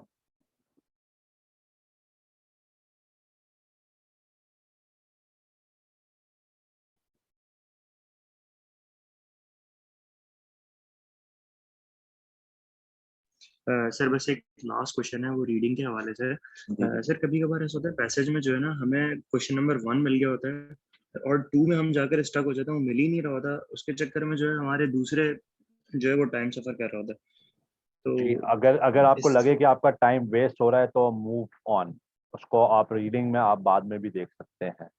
लिसनिंग नहीं है कि लिसनिंग स्किप हो जाएगा, अगर रीडिंग है तो फिर आप उसको स्किप करें और आप उसको बाद में देखें। Thank you sir, thank you. अच्छा जी, अगर अभी भी किसी का कोई क्वेश्चन है तो पूछ लीजिए। मज़ीद में कुछ चीज़ें हैं जो कि I would like to share. अगर कोई कंफ्यूजन है, कोई चीज़ नहीं समझ आई, यू कैन आस्क, और इस सेशन के बाद भी अगर कोई कंफ्यूजन होती है तो you can ask sir Basharat, he will convey to me, I will be able to answer you. अच्छा, आप में से ज़्यादातर लोग ऐसे हैं जो कि खुद तैयारी कर रहे हैं या खुद करना चाहते हैं। Again, preparing without a teacher is like walking in the dark, लेकिन I would like to give some suggestions that what should you be doing. देखिए, सबसे पहले तो आप अपने आप को असेस करें कि आप, एक तो आपका रिक्वायर्ड बैंड कितना है। Let's say I am assuming कि मेजॉरिटी हमारे पास स्टूडेंट्स की है, तो आपका जो रिक्वायर्ड बैंड होगा वो 6.5 होगा। इसका मतलब ये है कि आपके सब में 6 आने चाहिए और किसी एक में आपके ज़्यादा आने चाहिए। तो आपने ये फाइंड आउट करना है कि कौन सा एरिया है जो कि मेरा स्ट्रॉन्ग पॉइंट है। ज़्यादातर स्टूडेंट का स्ट्रॉन्ग पॉइंट लिसनिंग होता है, या कुछ का रीडिंग भी होता है, ज़्यादातर स्टूडेंट का लिसनिंग होता है। तो वो लोग जिन्होंने अभी तक कुछ करना शुरू नहीं किया, तो वो सबसे पहले अपने आप को असेस करें, लिसनिंग और रीडिंग का टेस्ट सॉल्व करें और देखें कि आउट ऑफ 40 आप कितना स्कोर कर रहे हैं। इसका मैं सीधा सा तरीका ये बता देता हूँ कि अगर आप 30 से ऊपर स्कोर कर रहे हैं तो ये अच्छा स्कोर है। अगर आप एकेडमिक के स्टूडेंट हैं तो आपका 6.5-7 के करीब आ जाएगा। अगर आपके मार्क्स 20 से 25 हैं, then it means there is a problem. हो सकता है कि आपको या तो अपनी लैंग्वेज पे काम करना पड़े या आपको आईएलटीएस क्लासेस लेना पड़े, that is a possibility. Second cheese, speaking और राइटिंग का। स्पीकिंग और राइटिंग के लिए आप अपनी राइटिंग और स्पीकिंग किसी भी ट्रेनर से चेक करवाएं, मुझसे भी करवा सकते हैं। मैं भी आपको आइडिया दे सकता हूँ कि आपकी करंट स्टैंडिंग क्या है और आपको कहाँ प्रॉब्लम आ रही है। उस वीक एरियाज आपका हाईलाइट कर सकता हूँ मैं और आपको फिर उस पर काम करना होगा। और इस तरह से आप अगर करते हैं तो then you will be able to score the desired band. Possible है, खुद से भी किया जा सकता है, और लेकिन अगर ज़्यादा इशूज हैं तो you can take help from the trainer, you can hire a trainer, whatever is convenient for you. इसके अलावा अगेन, जब भी आपको रजिस्टर करना हो टेस्ट, तो आप, या टेस्ट आप जब भी देना चाह रहे हो, तो आप एक अपनी डेट, अपने अपने जहन में एक आप टारगेट बना लें कि लेट्स से मैंने जो है आइल्स का टेस्ट देना है और अभी ये रमज़ान है, फिर ईद है, तो I should be appearing in the test May June. तो by the end of June या फर्स्ट वीक ऑफ जुलाई मैंने अपियर होना है। तो अगर आप टारगेट बना के चलेंगे तभी होगा। अगर आप सोचते रहेंगे कि हाँ मैं दे दूंगा, मैं कर लूँगा, तो आपकी इसमें कंसिस्टेंसी नहीं आएगी। तो consistency is the key. You have to be consistent while you are preparing, और आपको टेस्ट में तभी बैठना चाहिए जब आप अपने फ्लो में हो, रेगुलर प्रैक्टिस में हो। ऐसा कभी भी मत कीजिएगा कि मैंने अभी तैयारी कर ली है और मैं 15 दिन के बाद टेस्ट दूंगा या मैं अगले महीने दूंगा, तो ऐसा कभी भी मत कीजिएगा। टेस्ट में अपियर होइएगा during your practice when you are in a flow. आप तभी जाके टेस्ट में अच्छा परफॉर्म करेंगे। सर इमरान ने भी शुरू में कहा था कि आपने खुद से पूरा टेस्ट की प्रैक्टिस करनी है, घर में बैठ के आप एक तरह से मॉक करेंगे। मॉक इस तरह से करेंगे कि भाई मैंने 2.5 घंटे निकालने हैं, मैंने कमरा बंद करके बैठना है, घर में बता देना कि भाई मुझे कोई डिस्टर्ब नहीं करना, मैं टेस्ट आता हूँ। 30 मिनट्स मेरा लिसनिंग में होगा, 60 मिनट्स में मेरा रीडिंग होगा, 60 मिनट्स में मेरा राइटिंग होगा, और फिर मैंने रिकॉर्ड करना है अपना स्पीकिंग। तो ये जब आप पूरी प्रैक्टिस करेंगे 2.5 से 3 घंटे की, तो 2.5 से 3 घंटे में आपका टेम्पो, आपका स्टेमिना बनेगा। ठीक है, अगर आपने रेस में हिस्सा लेना है तो आप 4 पे के साथ ही रेस में नहीं चले जाएंगे, आप अपना स्टेमिना बिल्ड करेंगे, एक्सरसाइज करेंगे, पहले शॉर्ट एक्सरसाइज करेंगे, पहले शॉर्ट रनअप करेंगे, फिर आपने अगर 4 किलोमीटर की रेस है तो आप 4 किलोमीटर अपना टारगेट बना के दौड़ना शुरू करेंगे। पहले 1 किलोमीटर, 2 किलोमीटर, 3 किलोमीटर, देन 4, और फिर आप 4 किलोमीटर की प्रैक्टिस अपनी रेगुलर रखेंगे, तो जाके आपका चांस बनेगा कि आप कंपटीशन विन करें। तो सेम इज विद आइल्स, आपको अपने आप को आदी बनाना पड़ेगा 2.5 से 3 घंटे बैठने का, बगैर पानी, बगैर वॉशरूम। तो इंशाल्लाह you will be able to achieve your target. और कोई कंफ्यूजन हो, कोई क्वेश्चन हो? अच्छा जी, एक सवाल आया हुआ है, अगर मैंने कोई सवाल मिस कर दिया तो प्लीज़ दोबारा पूछ लें। Can you recommend any book और सोर्स फॉर प्रिपरेशन? अच्छा जी, जैसे किसी ने अभी मुझे एग्जांपल दी यूट्यूब वीडियोस की, मैं हमेशा कहता हूँ कि यूट्यूब वीडियोस को फॉलो करें, लेकिन उसमें मसला ये होता है कि कॉन्ट्रडिक्शंस बहुत होती हैं। एक टीचर कुछ कह रहा होता है, दूसरा टीचर कुछ और कह रहा होता है। तो मेरी एडवाइस ये होगी कि यूट्यूब पे आप सिर्फ और सिर्फ नेटिव टीचर्स को, नेटिव टीचर का मतलब है कि सिर्फ गोरे टीचर को फॉलो करें। एक चैनल मैं रेकमेंड कर सकता हूँ, बाकी आपके ऊपर है। आइल्स एडवांटेज को आप फॉलो कर सकते हैं। इसके अलावा अगर बुक्स की बात करूँ तो सबसे ज़्यादा ऑथेंटिक बुक्स जो हैं वो कैम्ब्रिज की अपनी बुक्स हैं। कैम्ब्रिज के अलावा जो बुक्स हैं उनको मैं रेकमेंड नहीं कर सकता, क्योंकि वो उतनी ऑथेंटिक नहीं होती। तो क्योंकि कैम्ब्रिज ही टेस्ट बनाता है और टेस्ट चेक करता है, तो I would advise you to follow only Cambridge books. और इसके अलावा अगर आप करेंगे तो अगेन उसमें भी आपको कहीं ना कहीं कॉन्ट्रडिक्शन मिलेगी, और आप कहेंगे कि इसमें, इस बुक में तो ये है और इस बुक में ये है। तो आई वुड एडवाइस कि आप कैम्ब्रिज ही फॉलो करें। इसके अलावा ब्रिटिश काउंसिल का अपना चैनल है, कैम्ब्रिज का भी है, वहाँ से भी आपको ऑथेंटिक चीज़ें मिल जाएंगी। और इसके अलावा प्ले स्टोर पे या एप्पल स्टोर पे एप्लीकेशंस भी हैं आइल्स प्रिपरेशन की, लेकिन आप जो ऑफिशियल एप्लीकेशंस हैं उन्हीं को इंस्टॉल कीजिएगा, ब्रिटिश काउंसिल की या आइल्स की, अपनी कैम्ब्रिज की। दे आर वेरी हेल्पफुल और वो उनकी क्वालिटी अच्छी है। Yes, anything else? I hope कि आप लोगों को कुछ सीखने को मिला होगा आज, और अगर कोई क्वेश्चन हो यू कैन ऑलवेज आस्क।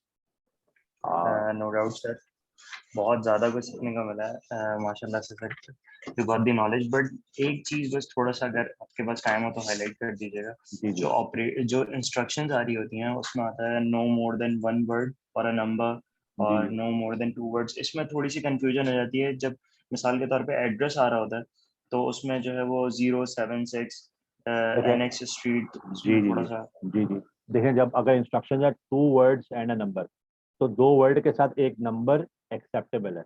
अब नंबर चाहे वो डिजिट्स में हो, नंबर चाहे अल्फाबेट्स में हो, इट इज़ अ नंबर, वो एक्सेप्ट होगा। ये कैम्ब्रिज की अपनी इंस्ट्रक्शन है। Sir, is there any place जहाँ पर हमें ये इंस्ट्रक्शन इस तरीके की कुछ मिले जिससे थोड़ी क्लैरिफिकेशन हो जाए इन चीज़ों में? मैं ये करूँगा कि एक मैं इसका ना एक स्क्रीनशॉट शेयर कर दूंगा। आप लोगों के पास एक नंबर से आज मैसेज आया होगा, 0345 के नंबर से।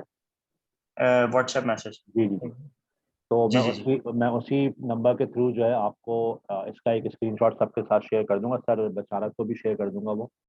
तो आपको इसकी एक ऑथेंटिसिटी मिल जाएगी। Thank you so much sir, so nice of you. No problem. जी sir Basharat, are you still there? जी Adil sahab, I'm still here yes. और thank you तो so much for your detailed session और प्लेजर इज बड़ा all mine. comprehensively आपने student से share किया। हम इनकी मार्केट रेडीनेस में, जैसे पहले मैंने बात की, हम पे काम कर रहे हैं और हमारे कुछ बच्चे जो है वो कोई एंटरप्रेन्योरशिप और कुछ जॉब्स की तरफ जा रहे हैं और कुछ प्लान कर रहे हैं हायर स्टडीज़ का। जी तो जी आपको पता है कि ये एक प्री रिक्विजिट जी है जी कि आइल्स वगैरह पास होना चाहिए। अच्छे कंट्रीज में जाने के लिए आइल्स होना चाहिए आपके पास। बिल्कुल बिल्कुल। तो वो काफ़ी रेलिवेंट आपने गाइडलाइंस दी माशाल्लाह। आपकी टीम में इमरान साहब भी थे, उन्होंने भी काफ़ी अच्छा गाइड किया और आपने स्लाइड शेयर करके बहुत ज़्यादा जो है ना वो रिलेटेड गाइडलाइंस दी। तो थैंक यू सर। इंशाल्लाह ताला अब हमारे स्टूडेंट्स के पास आपकी एक नंबर आ जाएगा, तो फ्यूचर में आप आगे इन तकरीबन इनका बीबीए ऑलमोस्ट आई थिंक जून में इनके एग्ज़ाम हो जाएंगे और उसके बाद ये लोग अपने अपनी करियर को परस्यू करने निकल जाएंगे फर्दर प्रैक्टिकली। तो इंशाल्लाह ये आपसे राब्ते में रहेंगे और प्रैक्टिकली कहीं कहीं कोई टेस्ट देने के वक्त भी शायद ये आपको अप्रोच करें। बिल्कुल बिल्कुल। तो अभी तो कोविड है तो इंशाल्लाह ताला काफ़ी मुझे अच्छा लगा आपके इस सेशन से और नेक्स्ट हम मार्केट रेडीनेस में हमारे जो नेक्स्ट बैच है उसके लिए हम इस तरीके के टेस्ट हम आपके ना सेशन यूनिवर्सिटी में करवाएंगे। यहाँ नंबर में आपको इनवाइट करेंगे इंशाल्लाह ताला ठीक है और काफ़ी फ़ायदा होगा हमारे बच्चों को। तो thank you so much sir Adeel साहब, बहुत शुक्रिया। सर, बहुत मजा आया। और बस सर, स्टूडेंट्स को अब भी दुआ में आज याद रखिएगा आप सारे लोग। इंशाल्लाह जी, इंशाल्लाह अल्लाह आपको इंशाल्लाह जज़ा दे से शेयरिंग। उमर अली बहुत शुक्रिया जी, ये सेशन जो है ये उमर अली ने शायद आपसे रब्ता किया था जी जी, और credit goes to Umar Ali for I mean getting in touch with me और एंड मेकिंग दिस हैपन। जी तो thank you Umar sir, Ali thank you काफ़ी big sir. hand to dedicated Umar. Student है और माशाल्लाह इसने बड़ा अच्छा ये मैनेज किया। तो जी आपने भी एक स्टूडेंट की जो है वो हेल्प की है। थैंक यू सो मच जी। No problem. थैंक यू जज़ाकल्लाह। सर। अल्लाह हाफिज़ to all students. Thank you so much, अल्लाह हाफिज़। अल्लाह हाफिज़। ओके जी, अल्लाह हाफिज़, अल्लाह हाफिज़। अल्लाह हाफिज़।